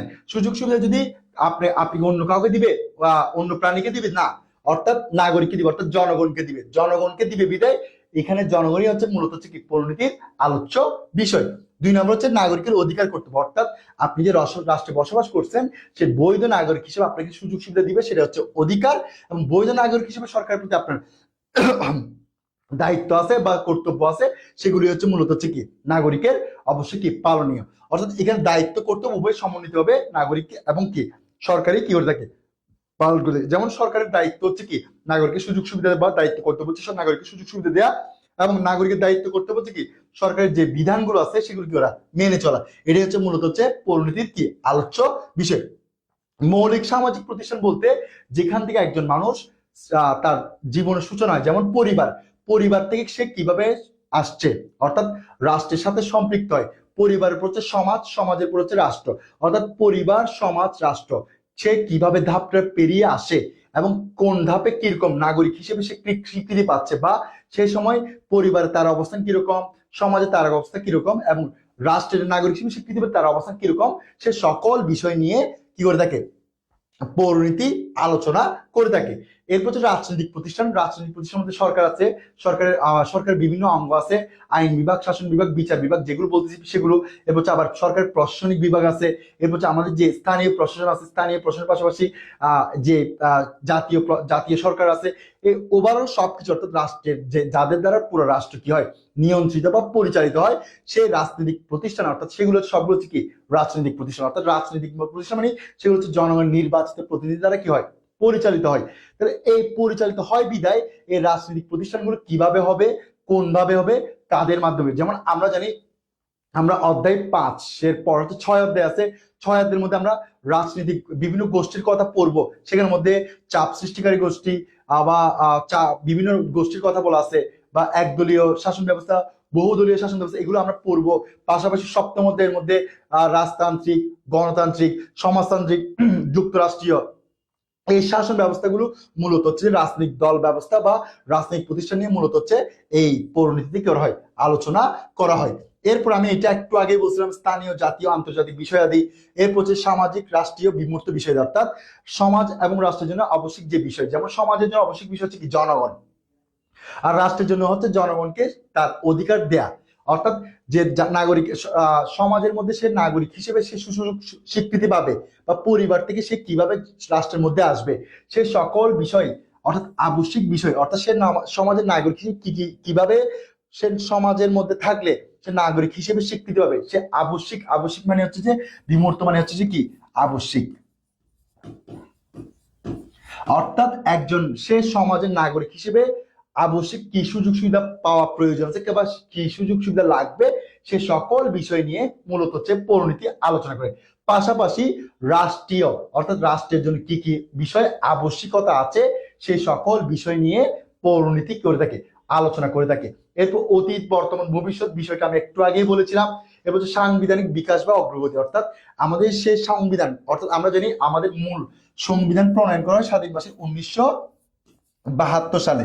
এই সংবিধানটা কিভাবে, সংবিধানের যেমন বিভিন্ন প্রতিষ্ঠান আছে, আমরা যেমন পৌরনীতি সেকেন্ড পেপারের মধ্যে আমাদের সপ্তম অধ্যায়ের মধ্যে সাংবিধানিক যে বিভিন্ন প্রতিষ্ঠান আছে, সপ্তম অধ্যায় আছে, পঞ্চম অধ্যায় আছে, ষষ্ঠ অধ্যায় আছে। এই পঞ্চম, ষষ্ঠ, সপ্তম অধ্যায় এই 3টা অধ্যায়ের মধ্যে যে সাংবিধানিক যে বিকাশ প্রতিষ্ঠানগুলো আছে সেগুলোকে নিয়ে আলোচনা করা হয়। এবং সাংবিধানিক ভাবে যে বিকাশ মানে হচ্ছে সংবিধানের প্রয়োগ, অর্থাৎ কোন কোন দিক দিয়ে কি হচ্ছে প্রয়োগ হচ্ছে বা বাস্তবায়িত হচ্ছে, সে সকল কিছুকে নিয়ে যেমন কি কোথায় আলোচনা পড়ছি। যেমন আমি একটু আগে বলতেছি সেকেন্ড পেপারের মধ্যে পঞ্চম অধ্যায়, ষষ্ঠ অধ্যায়, সপ্তম অধ্যায় এগুলো সব সংবিধানের বাস্তবায়ন দিক। পাশাপাশি আমাদের পঞ্চম অধ্যায়ের কিছু অংশ আছে অধিকার নিয়ে বলা আছে, অধিকারটা হচ্ছে সংবিধানের একটা অংশ। পাশাপাশি পঞ্চম অধ্যায়ের শেষ অংশের মধ্যে মানবাধিকার নিয়ে বলা আছে, সেটা হচ্ছে সংবিধানের অংশ। এরপর হচ্ছে আমাদের ষষ্ঠ অধ্যায়ের সপ্তমদের মধ্যে যে সরকারি যে অঙ্গগুলো আছে সেই অঙ্গগুলোর কার্যক্রম নিয়ে মূলত হচ্ছে কোথায় আলোচনা করে, সংবিধানের মধ্যে আলোচনা করে। অর্থাৎ সংবিধানের যে বাস্তবায়ন দিকগুলো, অর্থাৎ যেগুলো হচ্ছে সংবিধান যেগুলো প্রয়োগ করা হবে সে প্রয়োগিক দিকগুলোকে নিয়ে মূলত হচ্ছে পরিণতিতে আলোচনা করা হয়। পাশাপাশি রাজনৈতিক তত্ত্ব সংগঠন, যেমন প্রথম পত্রের মধ্যে পঞ্চম অধ্যায়ের মধ্যে বলতেছি, ষষ্ঠ অধ্যায়ের মধ্যে আছে একদলীয়, বহুদলীয়, চাপ সৃষ্টিকারী গোষ্ঠী, এই সকল কিছু রাজনৈতিক তত্ত্বই মূলত হচ্ছে পরিণতি করা হয়, আলোচনা করা হয়। পাশাপাশি আমাদের রাজনৈতিক সরকার ব্যবস্থা আছে সেগুলো কোথায় আলোচনা করে, পরিণতিতে আলোচনা করে। পাশাপাশি আমাদের দ্বিতীয় পত্রের মধ্যে আমাদের কি বলে এই যুক্তফ্রন্ট, প্রথম অধ্যায়ে যুক্তফ্রন্ট নির্বাচন আছে, বা দ্বিতীয় অধ্যায়ের মধ্যে যুক্তফ্রন্ট নির্বাচন আছে, পাশাপাশি 70 সালের নির্বাচন আছে। সে সকল কিছু হচ্ছে রাজনৈতিক তত্ত্বের কি অংশ বা সংগঠনের অংশ হিসেবে কাজ করে। এরপর হচ্ছে যে লাস্ট হচ্ছে আইন ও শাসন ব্যবস্থা, অর্থাৎ রাষ্ট্রকে রাষ্ট্রকে নিয়ম নীতি আনার জন্য, অর্থাৎ নাগরিকের অধিকার স্বীকৃতি দেওয়ার জন্য আইন বিভাগ কাজ করে, এবং সে আইন বিভাগ স্বীকৃতি দেওয়ার পর সেটা বাস্তবায়ন করার জন্য শাসন বিভাগ বা শাসন ব্যবস্থা বা সরকার কি করে থাকে, কাজ করে থাকে। অর্থাৎ রাষ্ট্রের জন্য, রাষ্ট্রের মানুষকে তার অধিকার স্বীকৃতি দেওয়ার জন্য যে মাধ্যমটা কাজ করে সেটা হচ্ছে মূলত হচ্ছে আইন বিভাগ। আর সে মাধ্যম স্বীকৃতি দেওয়ার পর সে স্বীকৃতি পাওয়ার যত যোগ্যতা সেটা নিশ্চিত করার জন্য যে বিভাগ কাজ করে সেটা হচ্ছে কি শাসন ব্যবস্থা বা শাসন বিভাগ। অর্থাৎ একজন মানুষকে তার কি কি পাওয়ার যোগ্যতা আছে সে বা কি কি পাওয়ার যোগ্যতা নাই সে সকল বিষয় হচ্ছে আইন থেকে আসে, আর সেগুলো নিশ্চিত করার জন্য যে বিভাগটা কাজ করবে, যে মাধ্যমটা কাজ করে সেটা হচ্ছে কি শাসন ব্যবস্থা। এটা হচ্ছে মূলত হচ্ছে আমাদের পরিণতির পরিধি বা বিষয়বস্তু। এরপর আমাদের আরেকটা আলোচনার বিষয়বস্তু হচ্ছে যে সেটা হচ্ছে যে সুশাসন। অর্থাৎ সুশাসন জিনিসটা কি, দেখেন আমি একটু হালকাভাবে আলোচনা করি। একটা রাষ্ট্রে যখন ভালো ভালো কিছু হবে, জনগণের সাথে রাষ্ট্রের সরকারের যখন ভালো সম্পর্ক তৈরি হবে, জনগণের যতগুলো চাহিদা যখন সরকার পূরণ করবে, সরকারের প্রতি জনগণের একটা কি আসবে, শ্রদ্ধাবোধ আসবে, শ্রদ্ধাবোধ বা ভালোবাসা বা দেশপ্রেম আসবে। যখন সরকারের প্রতি জনগণ দেশপ্রেম বা শ্রদ্ধাবোধ আসবে, জনগণের সাথে সরকার একটা কি হবে, ভালো আন্ডারস্ট্যান্ডিং বা কোঅপারেশন তৈরি হবে। যখন উভয়ের মধ্যে আন্ডারস্ট্যান্ডিং বা কোঅপারেশন তৈরি হবে, তো রাষ্ট্রের মধ্যে একটা কি হবে, ভালো ভালো একটা অবস্থান বিরাজমান করবে। যখন রাষ্ট্রের মধ্যে যখন ভালো অবস্থান বিরাজমান করবে, এই বিরাজমান করলে রাষ্ট্রের মধ্যে কি হবে, উন্নত হবে। এই উন্নতির পরিপ্রেক্ষিতে রাষ্ট্রকে মনে করা হবে কি রাষ্ট্রের মধ্যে কি করা হয়েছে, সুশাসন নিশ্চিত করা হয়েছে। দেখেন আমি একটা সুশাসনের ডেফিনেশন দিয়েছি, যেখানে মধ্যে জনগণের মৌলিক অধিকার বাক স্বাধীনতা নিশ্চিত করার জন্য গণতন্ত্র সর্বোচ্চ সুফল বয়ে আনতে যা প্রয়োজন তা হচ্ছে কি সুশাসন। অর্থাৎ একটা রাষ্ট্রের মধ্যে বসবাস করতে গেলে অবশ্যই জনগণকে সুযোগ সুবিধা দিতে হবে। আমি একটু আগে বলছি সুযোগ সুবিধার নামই হচ্ছে কি অধিকার। অর্থাৎ তার মৌলিক অধিকারগুলো আমরা জানি, আমাদের মৌলিক অধিকার হচ্ছে 6টি: খাদ্য, বস্ত্র, বাসস্থান, শিক্ষা, চিকিৎসা, নিরাপত্তা। এই 6টি অধিকার যখন নিশ্চিত করবে, তখন আপনার প্রতি একটা সরকারের প্রতি আপনি জনগণ ভালোবাসা তৈরি হবে। যখন সরকারকে জনগণ মুখ খুলে বলতে পারবে এবং মুখ খুলে বলে তার অধিকার নিশ্চিত করতে পারবে, তখন সরকারের প্রতি জনগণ একটা কি আসবে, ভালোবাসা তৈরি হবে। পাশাপাশি হচ্ছে গণতন্ত্র মানে কি জনগণ এবং কি সরকার, অর্থাৎ জনগণ যা চাইবে সরকার যদি তা নিশ্চিত করে, সরকার নিশ্চিত করার পর জনগণের সাথে যখন সরকার একটা ভালো কি হবে, কোঅপারেশন তৈরি হবে। কোঅপারেশনের প্রেক্ষিতে রাষ্ট্রের মধ্যে কি চলে আসবে, একটা সুশাসন চলে আসবে। অর্থাৎ জনগণ চাহিদা মোতাবেক যখন সরকার রাষ্ট্র পরিচালনা করবে, রাষ্ট্র যখন পরিচালনা করবে সরকারের সাথে জনগণ একটা কি হবে, ভালো সুসম্পর্ক তৈরি হবে। এটাই হচ্ছে মূলত হচ্ছে কি সুশাসন। সুশাসনের ইংরেজি প্রতিশব্দ হচ্ছে কি গুড গভর্নেন্স। গুড গভর্নেন্স প্রত্যেকটি গভর্নেন্স বা শাসন থেকে এসেছে। এরপর হচ্ছে যে শাসন পদ্ধতি সম্পর্কে ধারণা লাভ করা আবশ্যক। এরপর দেখেন রাষ্ট্রবিজ্ঞান, আচ্ছা গুড গভর্নেন্স হচ্ছে শাসন, আর গুড গভর্নেন্স প্রত্যেকটি সম্পর্কে ধারণা পেতে হলে গভর্নেন্স বা শাসন পদ্ধতি সম্পর্কে ধারণা লাভ করা আবশ্যক। দেখেন এই রাষ্ট্রবিজ্ঞানী আতাউর রহমানের মতে good governance implies the ability of the political system, its effectiveness, performance and quality. সুশাসন রাজনৈতিক ব্যবস্থা এবং কার্যকারিতা যথাযথ কার্যক্রম গুণগত মানের সক্ষমতা নিশ্চিত করে। অর্থাৎ আপনি যে জনগণের সাথে সরকারের ভালো সম্পর্ক আছে এবং সে ভালো সম্পর্কের মাধ্যমে সে ভালো সম্পর্কের কি হবে, যদি সরকার রাজনৈতিক দল যদি ভালো ভালো জনগণের জন্য ব্যবস্থা গ্রহণ করতে পারে, যেটা হচ্ছে জনগণের মনের মতো হয়, এবং যে কার্যক্রমগুলো যদি কার্যকারী যদি জনগণের জন্য কি হয়, গ্রহণযোগ্যতা হয়, পাশাপাশি যে কার্যক্রমগুলো গ্রহণ করবে সেগুলো যদি জনগণ করতে পারে, মেনে নিতে পারে, এই 3টা জিনিস যখন মেনে নিতে জনগণের সাথে কি হবে, সরকারের মিল হবে, তখনই রাষ্ট্রের মধ্যে কি চলে আসবে? সুশাসন চলে আসবে। অর্থাৎ জনগণের চাহিদা মতো কার্যক্রম করা, পাশাপাশি জনগণের চাহিদা মতো ব্যবস্থা গ্রহণ করা, পাশাপাশি জনগণের চাহিদা মতো কার্যকরী যে সিস্টেমগুলো আছে সেগুলো কি করা, নির্ধারণ করা। যখনই এগুলো আসবে তখন সরকারের প্রতি জনগণের কি আসবে? একটা শ্রদ্ধাবোধ চলে আসবে। যখন সরকারের প্রতি জনগণ শ্রদ্ধাবোধ চলে আসবে, উভয়ের মধ্যে একটা কি আসবে? ভালো সম্পর্ক তৈরি হবে। এই ভালো সম্পর্কের প্রেক্ষিতে রাষ্ট্রের মধ্যে কি চলে আসবে? সুশাসন চলে আসবে। এটি হচ্ছে সুশাসন সম্পর্কে কি আলোচনা। আর মোটামুটি এতটুকুই হচ্ছে ইউএনডিপিটা, আপনারা বইয়ে জানেন, এটা তেমনটা লাগবে না। আমরা ডিরেক্টলি এই পরের স্লাইডে চলে যাচ্ছি। পরের স্লাইড হচ্ছে সুশাসনের বৈশিষ্ট্য। দেখেন আমরা 10টা বৈশিষ্ট্যের কথা বলছি। অর্থাৎ প্রথম বৈশিষ্ট্যের মধ্যে বলা আছে যে অংশগ্রহণ, অর্থাৎ যদি জনগণ যদি সরকারের কাছে অংশগ্রহণ করে বা জনগণ যদি সরকারের কাছে কথা বলার সুযোগ সুবিধা পায়, তখন জনগণের সাথে সরকারে কি আসবে? একটা ভালো ভালো সুসম্পর্ক, ভালোবাসা তৈরি হবে বা একটা শ্রদ্ধাবোধ চলে আসবে। যখন সরকারের সাথে যখন শ্রদ্ধাবোধ চলে আসবে, উভয়ের মধ্যে একটা আন্ডারস্ট্যান্ডিং হবে বা ভালো সম্পর্ক হবে। এই ভালো সম্পর্কের মাধ্যমে রাষ্ট্রের মধ্যে কি আসবে? শান্তি আসবে। যখন শান্তি আসবে, অটোমেটিকলি বা সময় সময় সময়ে কি চলে আসবে? অর্থাৎ বরাবরই কি চলে আসবে? সুশাসন চলে আসবে। এর হচ্ছে আইনের শাসন, অর্থাৎ যদি রাষ্ট্র যদি মানে যতটুকু আইন শাসন করার প্রয়োজন, সে শাসন অনুযায়ী বা আইনে যা যা বলা আছে সেগুলো যদি সরকার কি করে জনগণ নিশ্চিত করে, তখন সরকারের প্রতি একটা জনগণের শ্রদ্ধাবোধ চলে আসবে। তখনই কি আসবে? রাষ্ট্রের মধ্যে সুশাসন চলে আসবে। আর যদি সরকার যদি জনগণের যে যা প্রয়োজন তা নিশ্চিত করে এবং কোনো ভেদাভেদ না করে, অর্থাৎ যতটুকু প্রয়োজন ততটুকু জনগণকে নিশ্চিত করবে, কোনো উঁচু নিচু বা উঁচু নিচু কোনো কি করবে না, পার্থক্য করবে না, পাশাপাশি যার যতটুকু প্রয়োজন ততটুকু নিশ্চিত করবে এবং পাশাপাশি আইন অনুযায়ী ব্যবস্থা গ্রহণ করবে, ন্যায়বোধ নিশ্চিত করবে। তখন রাষ্ট্রের মধ্যে কি চলে আসবে? সুশাসন চলে আসবে। স্বচ্ছতা আমি এক্সাম্পল হিসেবে বলি। For example, Mister M, Mister N. Mister M হচ্ছে যে একটা ক্রাইম করছে, এখন এন হচ্ছে রাষ্ট্রের কি প্রেসিডেন্ট, অর্থাৎ এম এর হচ্ছে রিলেটিভ। এখন এন যদি এম কে যদি পানিশমেন্ট না দেয়, রাষ্ট্রের মধ্যে কি আসবে না? স্বচ্ছতা আসবে না। কেন আসবে না? কারণ এম হচ্ছে যে এম হচ্ছে যে অপরাধ করছে। এখন অপরাধ করার কারণে আইন অনুযায়ী তার কি হওয়া উচিত? শাস্তি হওয়া উচিত।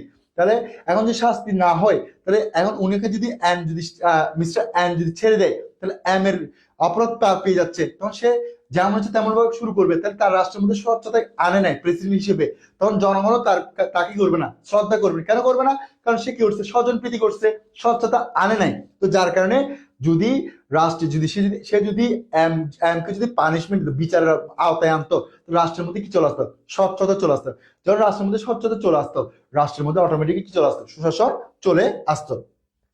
সংবেদনশীলতা, অর্থাৎ জনগণের যতটুকু পাওয়া প্রয়োজন বা যতটুকু গ্রহণযোগ্যতা প্রয়োজন বা যতটুকু প্রয়োজন এবং যতটুকু জনগণ গ্রহণ করতে পারবে, অতটুকু পর্যন্ত নিশ্চিত করা এবং জনগণের চাহিদা অনুযায়ী করা, চাহিদা যে পূরণ করা, এই সকল কিছুই হচ্ছে মূলত যখন সরকার করবে, সরকারের সাথে জনগণ একটা কি হবে? ভালো সম্পর্ক তৈরি হবে বা ভালো একটা মেলবন্ধন তৈরি হবে। যখন সরকারের সাথে জনগণ ভালো মেলবন্ধন তৈরি হবে, তখন অটোমেটিকলি কি চলে আসবে? সুশাসন চলে আসবে।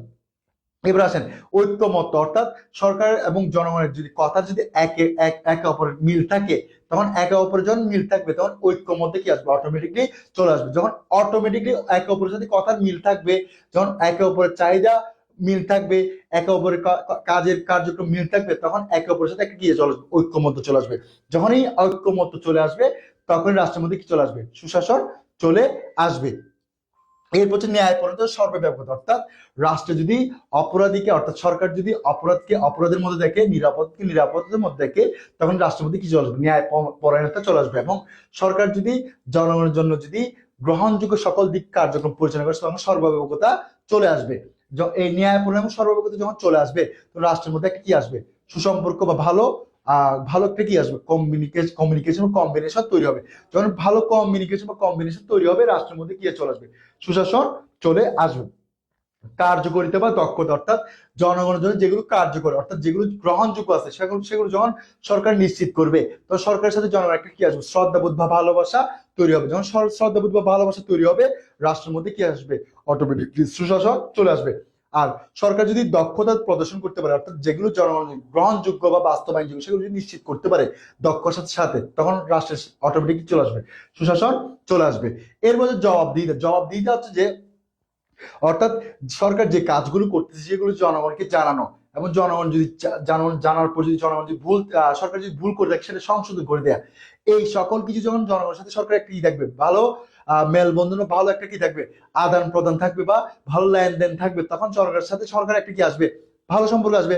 কারণ ফর এক্সাম্পল আমি বলি, আমি একজন একটা বড় কাজ করতেছি এখন বড় একটা অফিসের সাথে, এখন যদি উনি যদি আমাকে ওনার যে কাজগুলো করতেছে উনি চাইলে নাও বলতে পারে, যখন উনি আমাকে বলবে কোন জায়গায় কি হচ্ছে না হচ্ছে, তখন ওনার সাথে আমার কি আসবে, ভালোবাসা তৈরি হবে বা ভালো একটা শ্রদ্ধাবোধ চলে আসবে যে এই মানুষটা তার কাজের প্রত্যেকটা কাজ আমাকে দিচ্ছে, কৈফিয়ত দিচ্ছে বা জবাবদিহিতা করতেছে।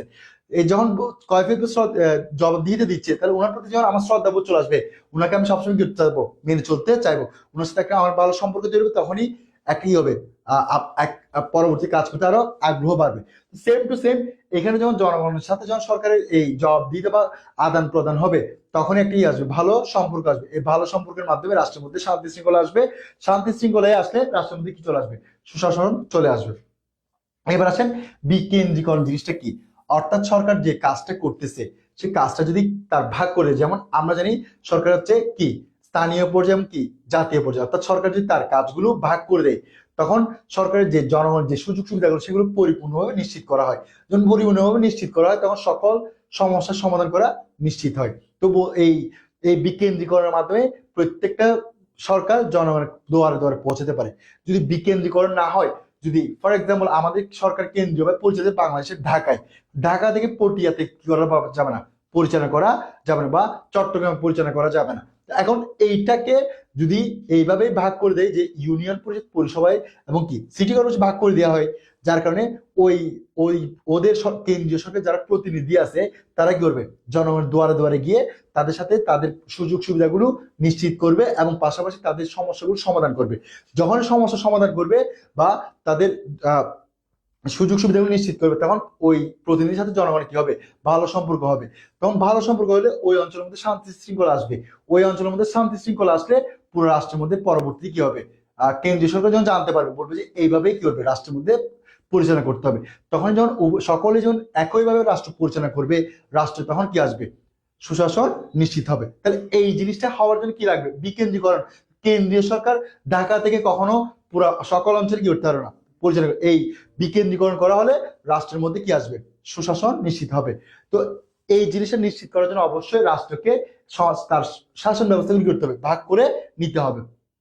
এরপর হচ্ছে যে স্বাধীন ও নিরপেক্ষ বিচার ব্যবস্থা। যদি সরকার যদি তার অপরাধীকে অপরাধের মধ্যে দেখে, নিরপরাধীকে নিরপরাধীর মধ্যে দেখে, এবং বিচার বিভাগ যদি তার আইন অনুযায়ী বিচার করে এবং আইন বিচার করার পর শাস্তি দাদাকে শাস্তি দিবে, নিরাপত্তাকে মুক্তি দিবে, তখনই যখন এই জিনিসটা নিশ্চিত হবে, রাষ্ট্রের মধ্যে অটোমেটিক কি চলে আসবে, সুশাসন চলে আসবে। অর্থাৎ সে প্রেসিডেন্ট হোক বা যাই হোক বা প্রধানমন্ত্রী হোক বা এমপি হোক, যে হোক না কেন, আইন অনুযায়ী সে যদি অপরাধ করে, তখন যখন আইনের আওতায় এনে বা আইনের মাধ্যমে যদি বিচার করা হয় এবং বিচার বিভাগ যদি স্বাধীনভাবে বিচার করতে পারবে, নিরপেক্ষভাবে বিচার করতে পারবে, তখনই জনগণ তাদের প্রতি কি চলে আসবে, একটা ভালোবাসা বা শ্রদ্ধা চলে আসবে। যখন ভালোবাসা বা শ্রদ্ধা চলে আসবে, অটোমেটিক চলে আসবে, সুশাসন চলে আসবে।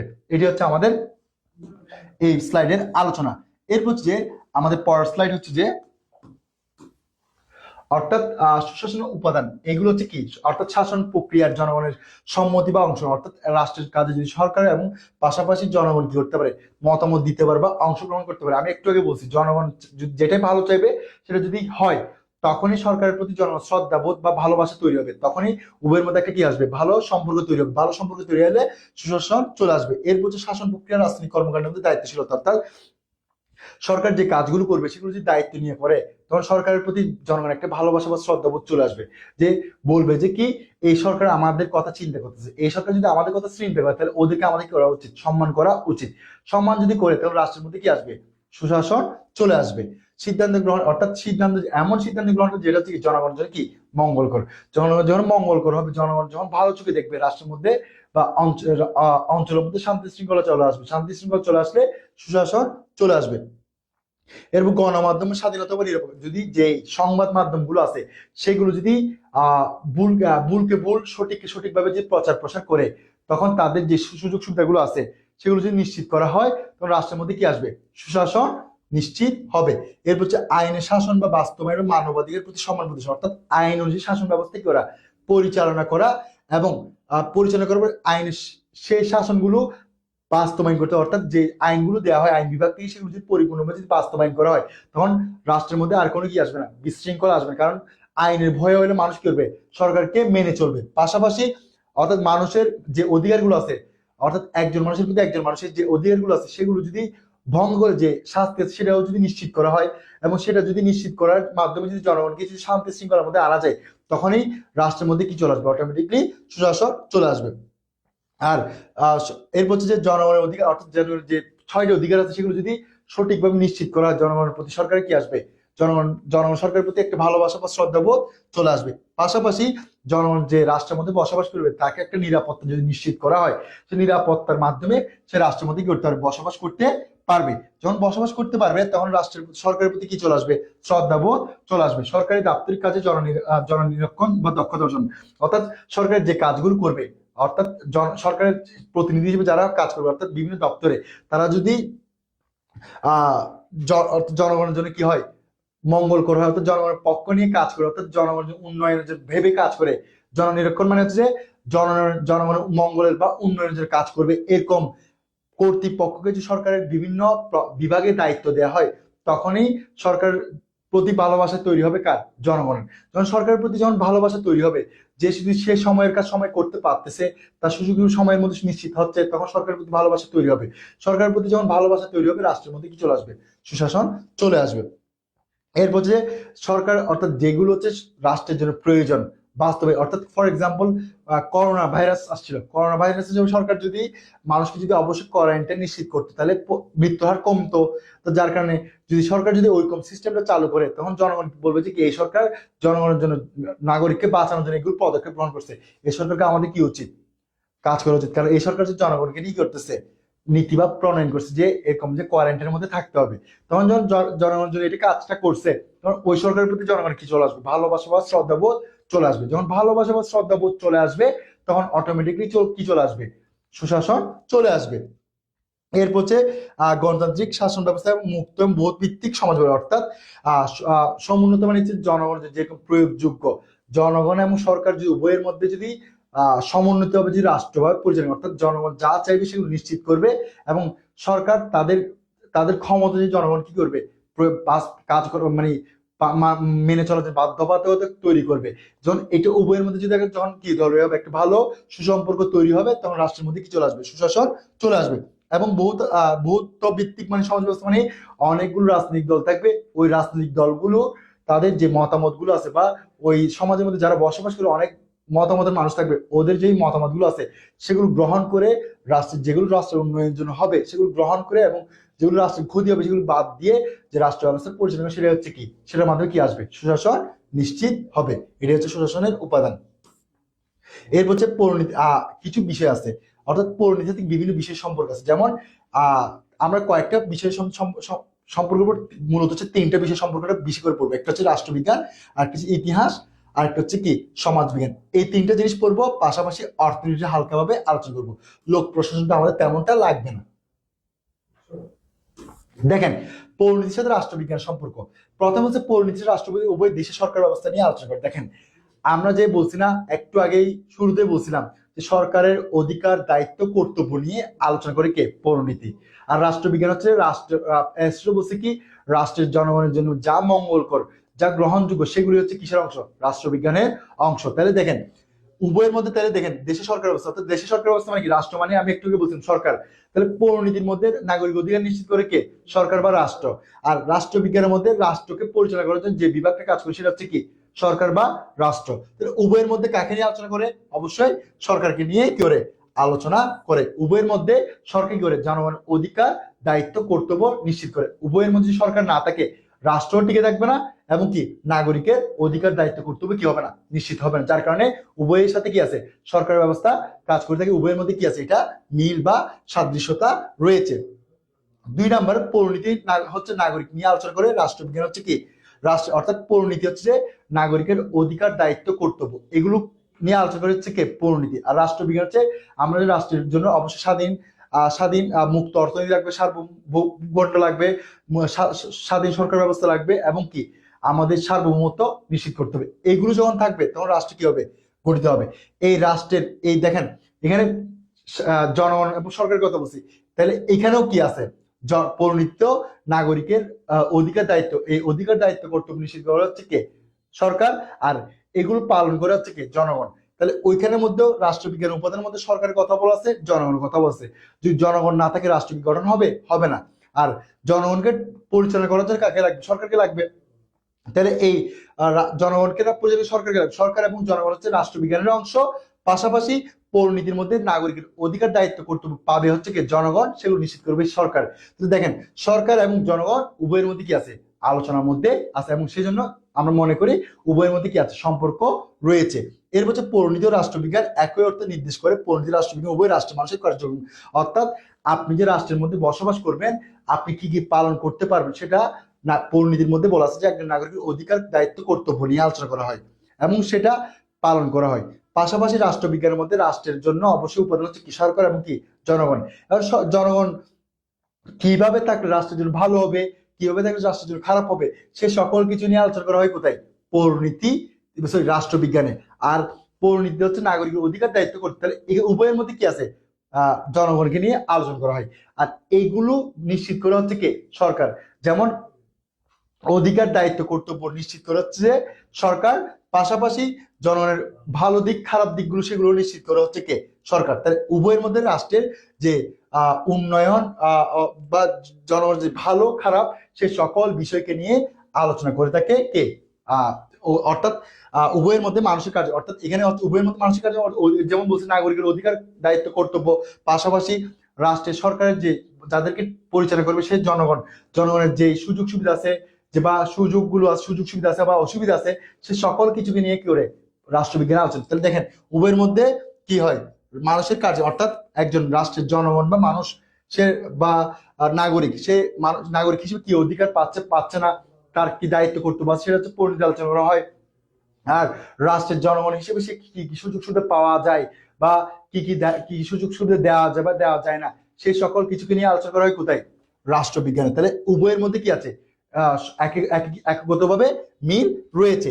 এরপর যে পরিণতি ও নাগরিকতা ও রাষ্ট্রবিজ্ঞান উভয় নাগরিকের অধিকার কর্তব্য দায়িত্ব নিয়ে আলোচনা, অর্থাৎ একজন মানুষ যে রাষ্ট্রের মধ্যে বসবাস করবে, সে বসবাস করবে তার অধিকার দায়িত্ব কর্তব্য কি আছে, সে সকল কিছুকে নিয়ে পরিণতিতে আলোচনা করা হয়। অর্থাৎ পরিণতি রাষ্ট্রবিজ্ঞানের মধ্যে অধিকার দায়িত্ব কর্তব্য। দেখেন আমি এই জিনিসটা কিভাবে বুঝাই, দেখেন অর্থাৎ রাষ্ট্রে যদি সে বসবাস করে, আমি আমি বলি আমি আমি মহামিনুল একজন রাষ্ট্রের মধ্যে বসবাস করছি। এখন আমি বসবাস করার কারণে আমি পরিণতির দিকে আলোচনা করলে আমি নাগরিক, নাগরিক হিসেবে আমাকে সরকার অবশ্যই বাধ্য উচিত কি মহামিনুলকে সুযোগ সুবিধা দেয়া। সুযোগ সুবিধা দেওয়ার পর মহামিনুল যখন সুযোগ সুবিধা পাচ্ছে, পাওয়ার বিনিময়ে সরকারকে কি দিতে হবে, অবশ্যই কিছু কিছু দায়িত্ব দিতে হবে। যে দায়িত্ব মানে কি, আমি যখন সরকার দিচ্ছে তাহলে আমি ঘরে থাকতেছি, নিরাপত্তা দিচ্ছে, নিরাপত্তা দেওয়ার যে নিরাপত্তা দাতা ওদেরকে বেতন দিচ্ছে, বেতন কি সরকার কি নিজ পকেট থেকে দিবে, সরকার তো এতটুকু টাকা নেই। তো যার কারণে জনগণকে ওই নিরাপত্তার জন্য একটা নির্দিষ্ট সময় কি দিতে হয়, কর বা ট্যাক্স দিতে হয়। যে এইটার মাধ্যমে সরকার কি করে, তাকে নিরাপত্তা দেয়, তার অধিকার প্রাপ্য অধিকার নিশ্চিত করে। পাশাপাশি সরকার আমাদেরকে বিভিন্ন রকমের কি দিচ্ছে, সরকার সেবা দিচ্ছে, ওই সেবার বিনিয়োগ স্বল্প পরিমাণ কি দিচ্ছে, আমাদের থেকে টাকা নিচ্ছে। এইগুলোর মাধ্যমে কি হয়, রাষ্ট্র এবং সরকার, এগুলোই হচ্ছে জনগণের কি নাগরিক হিসেবে কর্তব্য। যে মহামিনুলের কর্তব্য হচ্ছে কি নির্দিষ্ট সময় কর পরিশোধ করতে হবে। পাশাপাশি আমি যে একটা এনআইডি কার্ড করতে যাই, এনআইডি কার্ডে যেই সরকারি ফিস আছে সেটা পরিশোধ করতে হবে। পাশাপাশি আমরা যে সরকারি ভ্রমণ করতে, সরকারি ট্রেন আছে, বিআরটিসি বাস আছে বা প্লেন আছে, যেটা দিয়ে ভ্রমণ করে না কেন সরকারি জিনিসে অবশ্যই আমাকে কি করতে হবে, ওইখানে যে টিকিট খরচ বা টিকিট ভাড়া অবশ্যই পরিশোধ করতে হবে। সেটা হচ্ছে কি একজন নাগরিক হিসেবে রাষ্ট্রের কি আছে, অবশ্যই কর্তব্য রয়েছে। এটাই হচ্ছে যে আমাদের কি নাগরিকের। এবার আসলে রাষ্ট্রবিজ্ঞান। রাষ্ট্রবিজ্ঞান, আপনি যখন রাষ্ট্রে বসবাস করছেন, আপনি অবশ্যই রাষ্ট্রে বসবাস করছেন, আপনাকে সুযোগ সুবিধা দিতে হবে। আপনাকে যদি সুযোগ সুবিধা না দেয়, ফর এক্সাম্পল আমি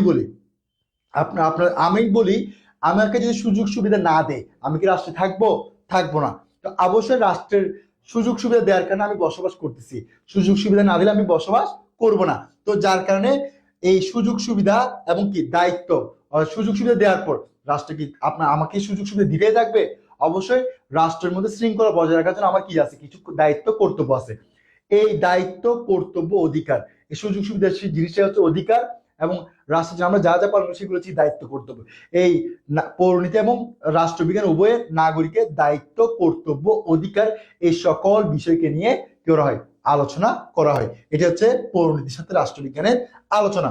আচ্ছা, আমি 1 মিনিট কারো মানে এতটুকু পর্যন্ত কোনো কোয়েশ্চেন থাকলে আমাকে 1 মিনিট সময় দিচ্ছে, একটু দেখেন।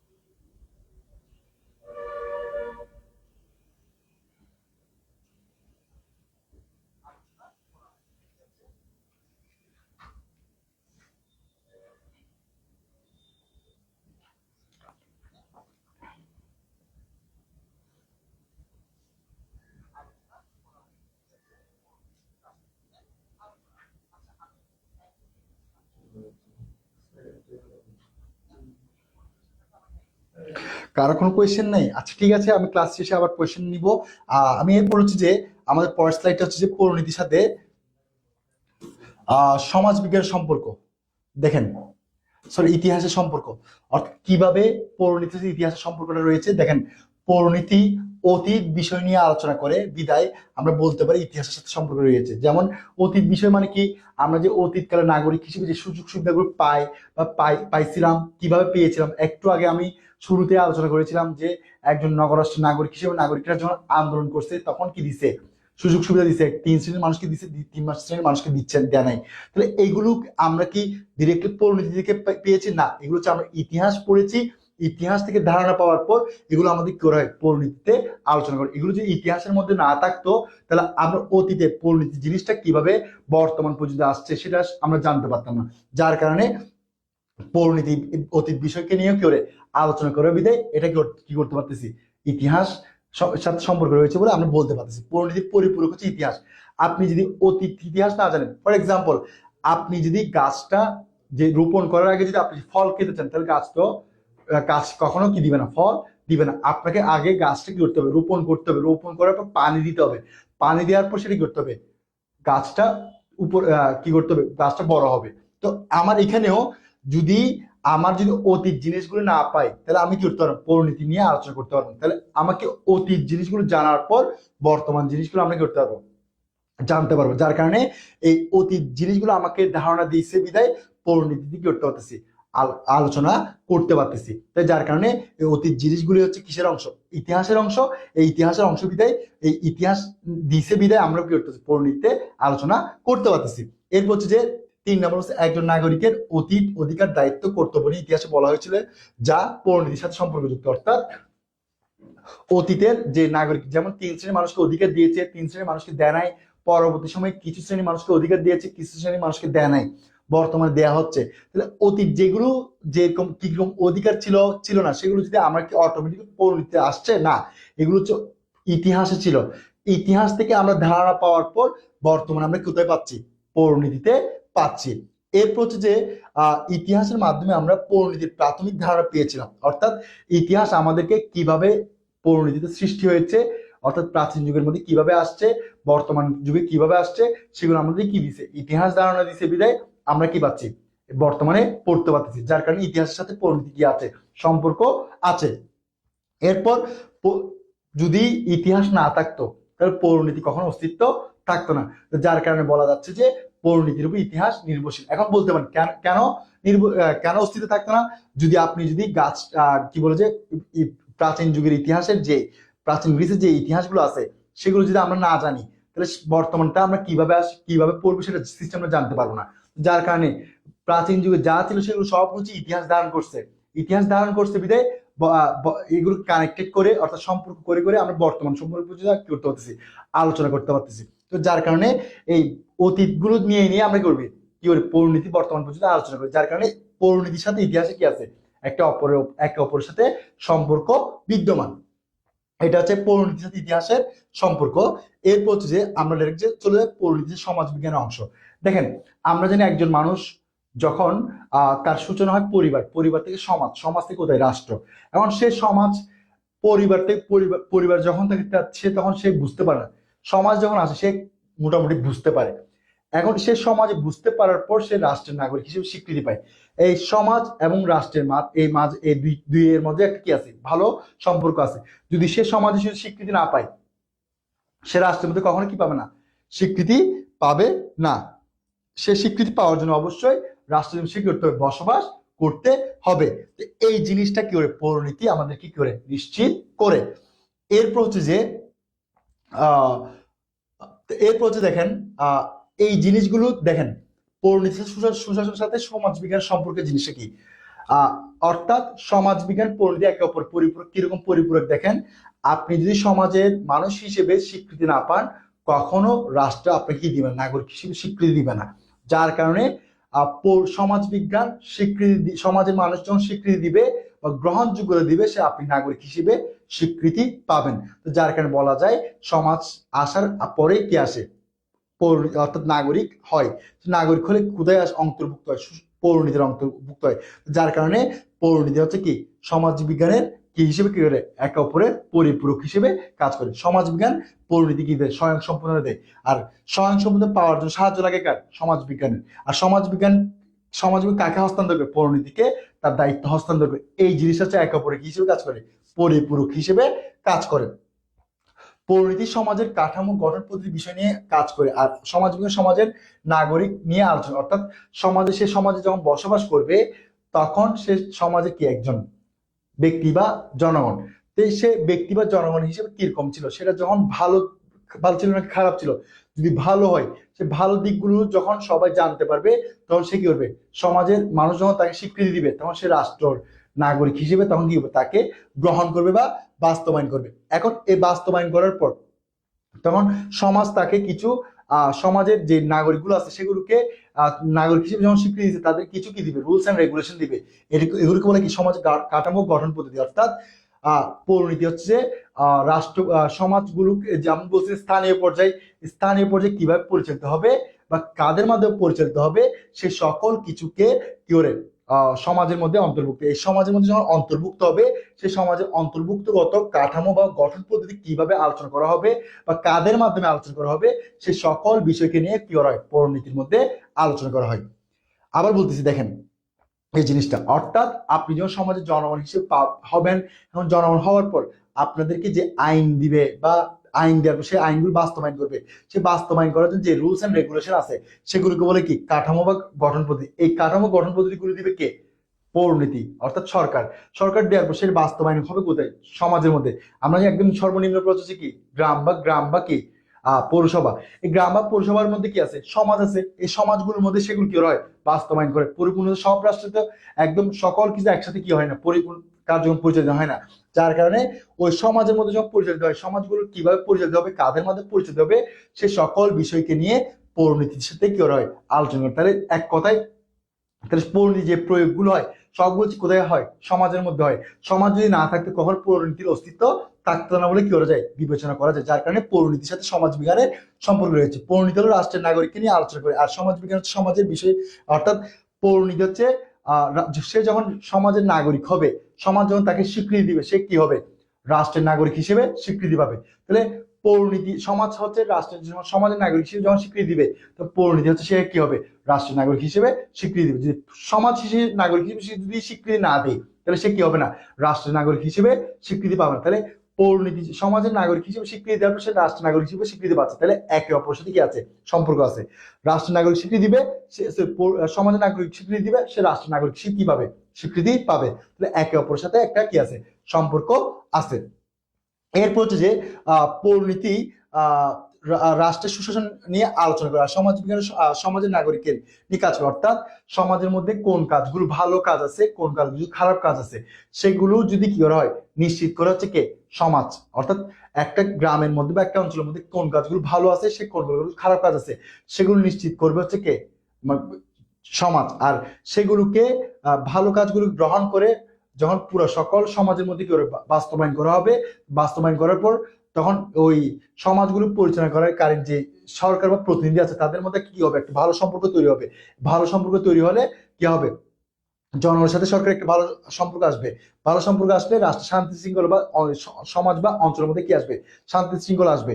যখন সমাজ বা অঞ্চলের মধ্যে শান্তি শৃঙ্খলা আসবে, অটোমেটিকলি কি চলে আসবে, সুশাসন চলে আসবে। তাহলে আগে আপনাকে সমাজের মধ্যে ভালো খারাপ নিশ্চিত করতে হবে। ভালো খারাপ নিশ্চিত করার পর সে ভালো খারাপ গুলোকে নিশ্চিত করার একত্রিত করে প্রতিনিধির কাছে আসতে, প্রতিনিধির সাথে যখন ভালো কাজগুলোর সাথে সম্পৃক্ততা হবে, তখন ও অঞ্চলের মধ্যে কি আসবে, শান্তি শৃঙ্খলা আসবে। শান্তি শৃঙ্খলা আসে কি আসবে, ভালো একটা সুশাসন নিশ্চিত হবে। সর্বশেষ যে শাস্ত্র নাগরিক নগর সম্পর্কে আলোচনা তাকে বলে কি পৌরনীতি। অর্থাৎ আহ নাগরিক বা রাষ্ট্র, অর্থাৎ একজন রাষ্ট্র বা নাগরিক সম্পর্কে যে শাখা আলোচনা করে সেটা হচ্ছে কিসের অংশ, পৌরনীতির অংশ হিসেবে কাজ করে। অর্থাৎ একজন নাগরিক হিসেবে সে কি কি পাবে, কি পাবে না, এবং তার রাষ্ট্র নাগরিক হিসেবে তার কি কি সরকার প্রতি দায়িত্ব আছে, এবং রাষ্ট্র সরকার উভয়ের মধ্যে কি কি পালনযোগ্য আছে, সেই সকল কিছুকে নিয়ে আলোচনা করা হচ্ছে কি পৌরনীতি।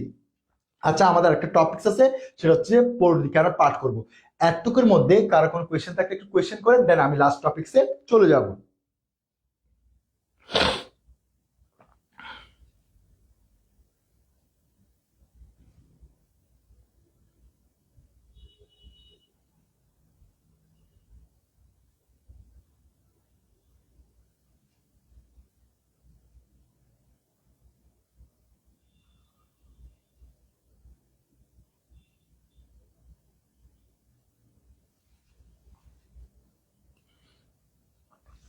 কারো কোনো কোয়েশ্চেন থাকলে কোয়েশ্চেন করতে পারেন, আমাকে জানান।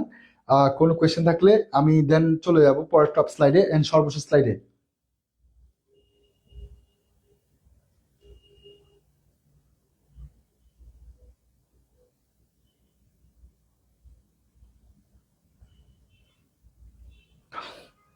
আচ্ছা ঠিক আছে, আমরা লাস্ট স্লাইডে চলে যাচ্ছি। সেটা হচ্ছে আমাদের লাস্ট স্লাইডটা হচ্ছে যে এটা।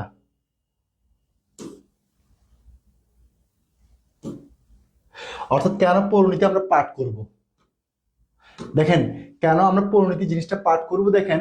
অর্থাৎ একটা রাষ্ট্রের মধ্যে সুখী সুন্দর নাগরিক জীবনের জন্য, অর্থাৎ একটা রাষ্ট্রের মধ্যে কিভাবে সুখী সুন্দরভাবে, অর্থাৎ সুখ দিয়ে রাষ্ট্রের মধ্যে যাতে ভালো এবং কি গোছানো কি হয়, পরিচালিত হয়, বা জনগণের সাথে সরকার একটা ভালো সম্পর্ক তৈরি হয়, সেটার জন্য অবশ্যই আমাদের কি করতে হবে, পৌরনীতি পাঠ করতে হবে।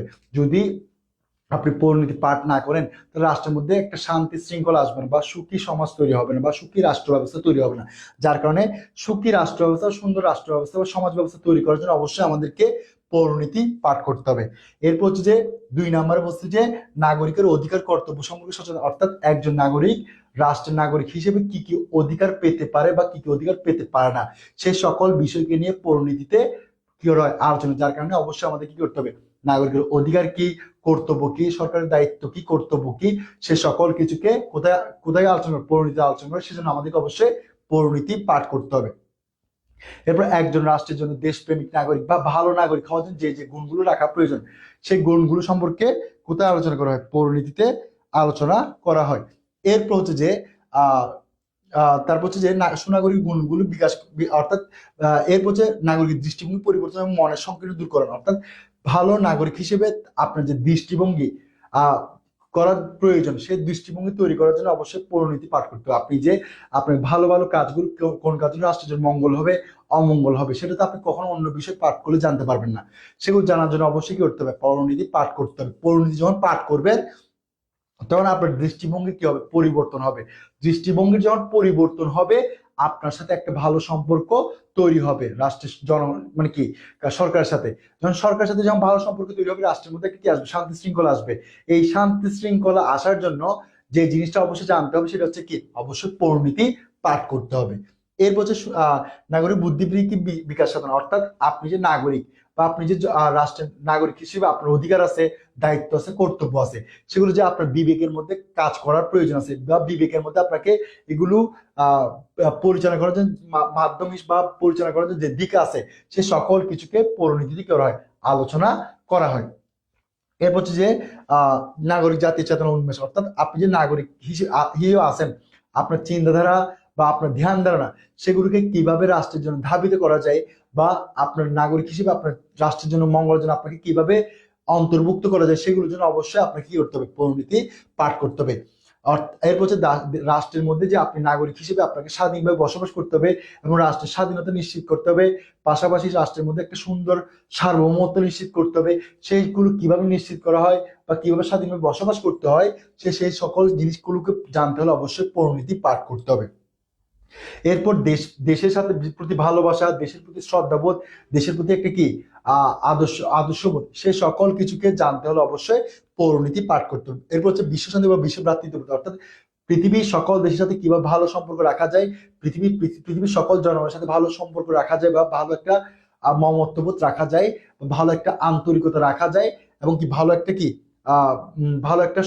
ভালো একটা উন্নত চিন্তা ভাবনা তৈরি করা যায়, সেই সকল কিছুকে জানতে হলে অবশ্যই আমাদের কি করতে হবে, পরিণতি পাঠ করতে হবে। এবং এটার মাধ্যমে আমরা কিভাবে জনগণের সাথে কিভাবে ভালো সম্পর্ক তৈরি হয় বা ভালো একটা আন্তরিকতা তৈরি হয়, সে সকল কিছুকে নিয়ে কি করা হয়, পরিণতিতে আলোচনা করা হয়। এবার এই হচ্ছে আমার মোটামুটি এই অধ্যায়ের মানে প্রথম পত্রের প্রথম অধ্যায়ের পরিপূর্ণ সম্পূর্ণ আলোচনা। এর মধ্যে যদি কারো কোনো কোয়েশ্চেন থাকে, কোয়েশ্চেন করেন, 5 মিনিট সময় দিলাম, অবশ্যই আমি আনসার দিচ্ছি। 5 মিনিট সময় দিচ্ছি, আপনার কোনো কোয়েশ্চেন থাকলে কোয়েশ্চেন করেন।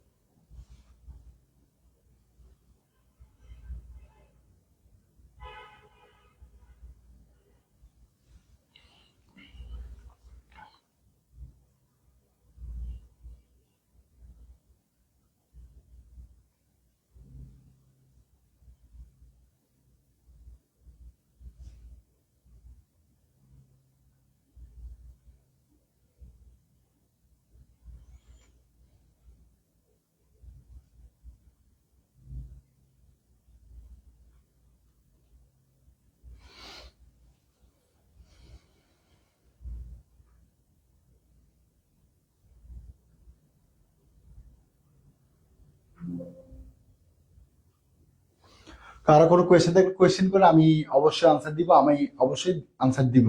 আপনার একটু কোয়েশ্চেন থাকলে অবশ্যই কোয়েশ্চেন করেন।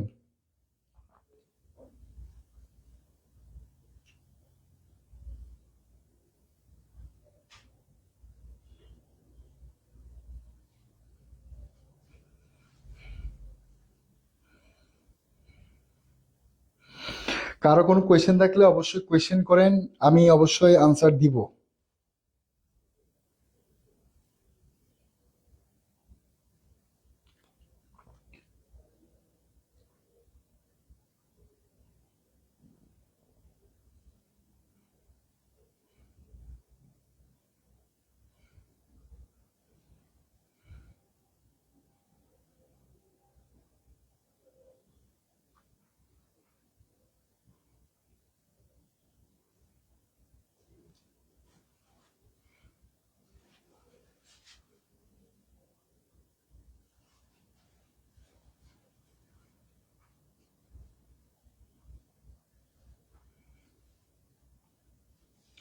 কোনটা বলবো একটু বলবেন, আরেকবার বলতে হবে, কোনটা একটু বলেন।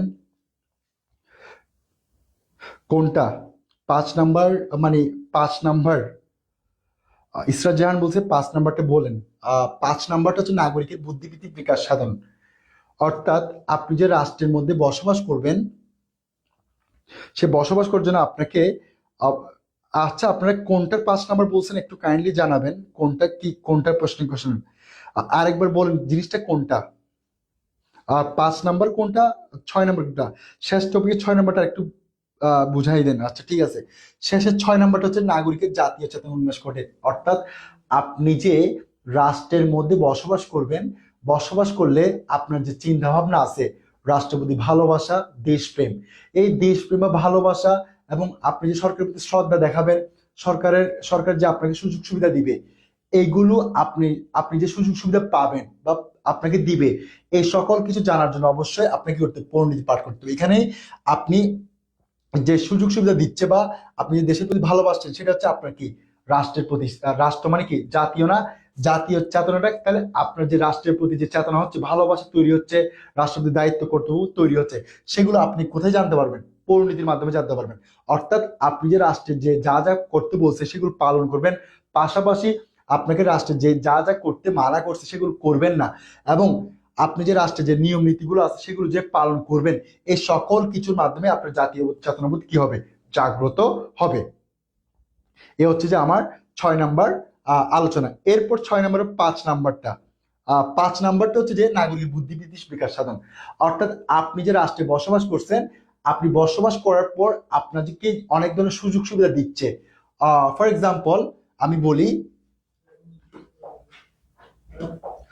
Mister X, Mister Y. Mister X হচ্ছে প্রাইম মিনিস্টার, মিস্টার হচ্ছে সিটিজেন। এখন আপনি যে প্রেসিডেন্ট হিসেবে, সিটিজেন হিসেবে যে সুযোগ সুবিধাগুলো পাবেন, সেই সুযোগ সুবিধাগুলো আহ, পাওয়ার জন্য আপনাকে চিন্তাধারা তৈরি করতে হবে না যে আমি রাষ্ট্রের জনগণ হিসেবে পাওয়ার যোগ্যতা আছে কি নাই। এই যোগ্যতা আছে কি নাই সেগুলো যাচাই বাছাই করার জন্য আপনাকে বিবেক দিয়ে করতে হবে, কাজ করতে হবে। এই বিবেক দিয়ে যখন কাজ করবেন যে আমি যে একজন নাগরিক পাওয়ার জন্য যোগ্যতা আছে, বা আপনি নাগরিকতা স্বীকৃতি পেয়েছে, এই পাওয়ার বা না পাওয়ার যে যোগ্যতা বা বিবেক বুদ্ধি আছে, সেই বিবেক বুদ্ধি বা চিন্তা ভাবনা বা যোগ্যতা নিয়ে যে বিষয়টা আলোচনা করে, সেটা হচ্ছে মূলত হচ্ছে পরিণতির মাধ্যমে। আপনি যে নাগরিক হিসেবে পাওয়ার যোগ্যতা আছে কি নাই, আপনার যে যোগ্যতাটা একটা কত পরিমাণ আছে, কি পরিমাণ পাওয়ার যোগ্যতা আছে, সে সকল বিষয়কে নিয়ে পরিণতিতে আলোচনা করা হয়। এটা হচ্ছে যে 5 নাম্বারটা। এরপর হচ্ছে যে 3 নাম্বারটা। 3 নাম্বারটা হচ্ছে যে সুনাগরিকের গুণাবলী, বিশেষ করে অর্থাৎ আপনি যে রাষ্ট্রের জন্য কোন কোন দিকগুলো মঙ্গল আছে, কোন কোন দিকগুলো অমঙ্গল আছে, কোন কোন দিকগুলো ভালো আছে, এবং কোন কোন দিকগুলো রাষ্ট্র এবং জনগণের সরকার এবং জনগণের সাথে ভালো সম্পর্ক তৈরি হবে, সে সকল বিষয়কে নিয়ে পরিণতিতে আলোচনা করা হয়। যখনই আলোচনা করা হবে, তখন আপনি বুঝতে পারবেন যে যে জিনিসগুলো সরকারের সাথে ভালো সম্পর্ক তৈরি হচ্ছে, সেগুলো আপনি অটোমেটিক করবেন। করলে কেন? কারণ কেন করবেন? কারণ আপনি চাইবেন কি রাষ্ট্রের মধ্যে একটা কি থাকুক, শান্তি শৃঙ্খলা বা একটা নিরাপত্তা থাকুক। এই শান্তি শৃঙ্খলা নিরাপত্তা রাখার জন্য অবশ্যই আপনি সুশাসন কি করবেন? বেছে নেবেন। এই সুশাসনকে বেছে নেওয়ার জন্য অবশ্যই আপনাকে সরকারের প্রতি শ্রদ্ধাশীল হতে হবে, সরকারের বিধিবিধান মেনে চলতে হবে, এবং সরকার আপনাকে যা যা সুযোগ সুবিধা দেওয়া প্রয়োজন সেগুলো নিশ্চিত করতে হবে। তখনই উভয়ের মধ্যে একটা কি হবে? ভালো সুসম্পর্ক তৈরি হবে। তখনই কি হবে? সুশাসন আসবে। এই সুশাসন আসার জন্য কি কি লাগবে, কি কি লাগবে না, সে সকল কিছু অবশ্যই পড়তে গেলে অবশ্যই আমাকে কি করতে হবে? পরিণতি জানতে হবে। হ্যাঁ, 4 নাম্বারটা। 4 নাম্বারটা হচ্ছে নাগরিকের দৃষ্টিভঙ্গি পরিবর্তন এবং মনের সংকীর্ণ দূরকরণ। অর্থাৎ আপনি যে রাষ্ট্রের মধ্যে বসবাস করছেন, আমরা অনেকে জানি না যে আমি কি কি অধিকার পেতে পারি। এটা আপনি সবাই সবাই জানে না। এবং আমি জানি অবশ্যই, আমার জানা মতে 40 থেকে 50% জনগণ মানুষের পরিপূর্ণ কি কি অধিকার পাওয়ার যোগ্যতা আছে সেটা সম্বন্ধে জানে না। তো এখন এইগুলো জানতে গেলে অবশ্যই আমাদের কি করতে হবে? পরিণতি পাঠ করতে হবে। কেন পাঠ করতে হবে? কারণ আপনি যে আপনার যে চিন্তা ভাবনা গুলো আছে, সেগুলো আপনার কি হবে? পরিবর্তন হবে, যে আপনি কি কি পাচ্ছেন কি পাচ্ছেন না। দেখেন, আমাদের যে মৌলিক অধিকার গুলো আছে, সেই মৌলিক অধিকার নিয়ে আমাদের অধ্যায় 5-এর মধ্যে আলোচনা করা আছে।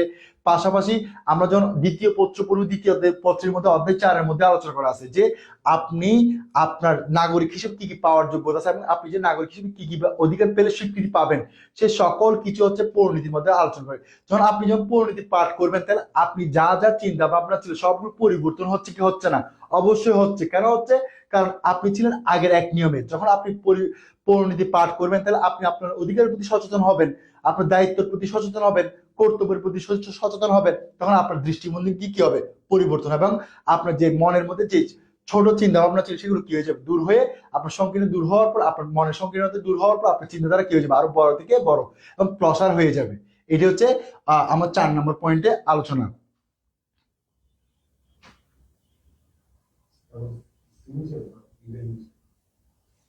হ্যাঁ, 9 নাম্বারটা হচ্ছে বিশ্ব শান্তি এবং বিশ্বর শ্রদ্ধাবোধ। অর্থাৎ আপনার রাষ্ট্রের মধ্যে যে শান্তি শৃঙ্খলা আছে বা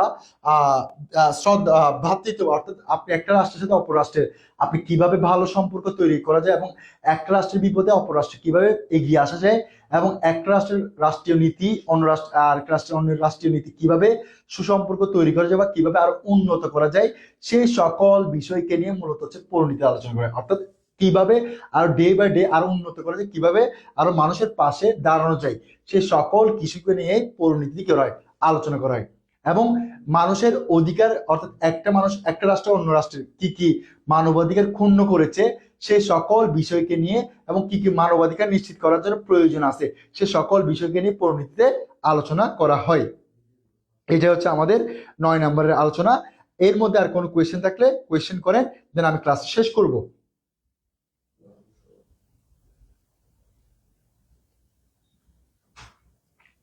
3 নাম্বারটা বলা হয়েছে আহ সুনাগরিকের, অর্থাৎ সুনাগরিক মানে হচ্ছে ভালো নাগরিক, অর্থাৎ কি কি আপনার রাষ্ট্রের আইন মেনে চলতে হবে, রাষ্ট্রের যে বিধিবিধান আছে সেগুলো মেনে চলতে হবে এবং রাষ্ট্রের বিধিবিধান মেনে চলে রাষ্ট্রের মধ্যে শান্তি শৃঙ্খলা বজায় রাখতে হবে, তখন আপনি কি হবেন, সুনাগরিক হবেন।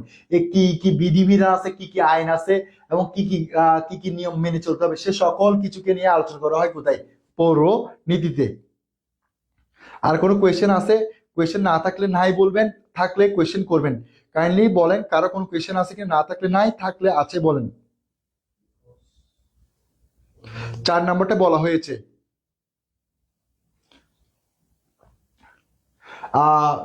এই 9টা পয়েন্ট বলছি, কারো কোনো কোয়েশ্চেন আছে? কারো কোনো কোয়েশ্চেন আছে? কোয়েশ্চেন থাকলে কোয়েশ্চেন আছে বলেন, নাই থাকলে নাই বলেন। অ্যাটলিস্ট একটা মেসেজ কমেন্ট করেন যে নাই।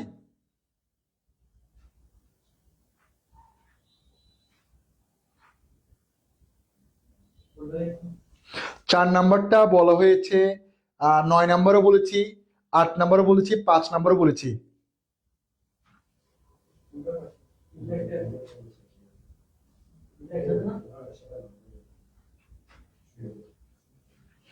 আর কোনো কোয়েশ্চেন আছে? কোয়েশ্চেন না থাকলে নাই বলেন, আমি ক্লাস শেষ করব। ঠিক আছে, ধন্যবাদ।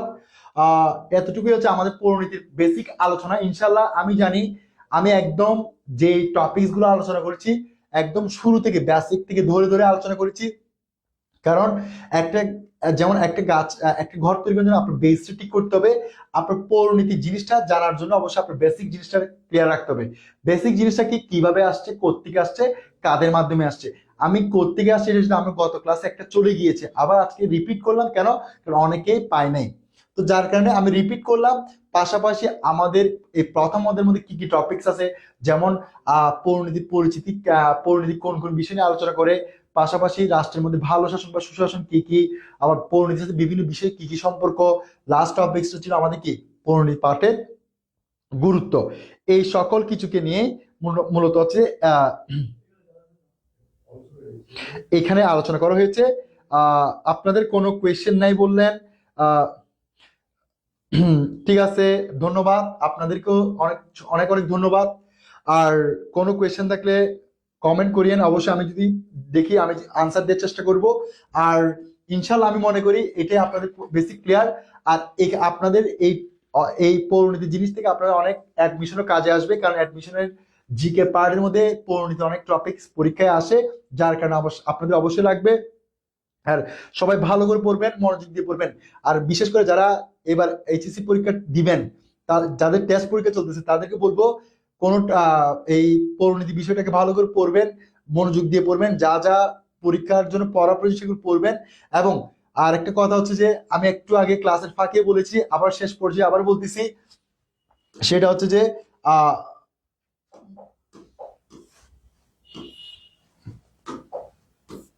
সেটা হচ্ছে যে আমার আবার লাস্ট আরেকবার বলতেছি, সেটা হচ্ছে আপনাদের 7 তারিখ থেকে ওরিয়েন্টেশন ক্লাস।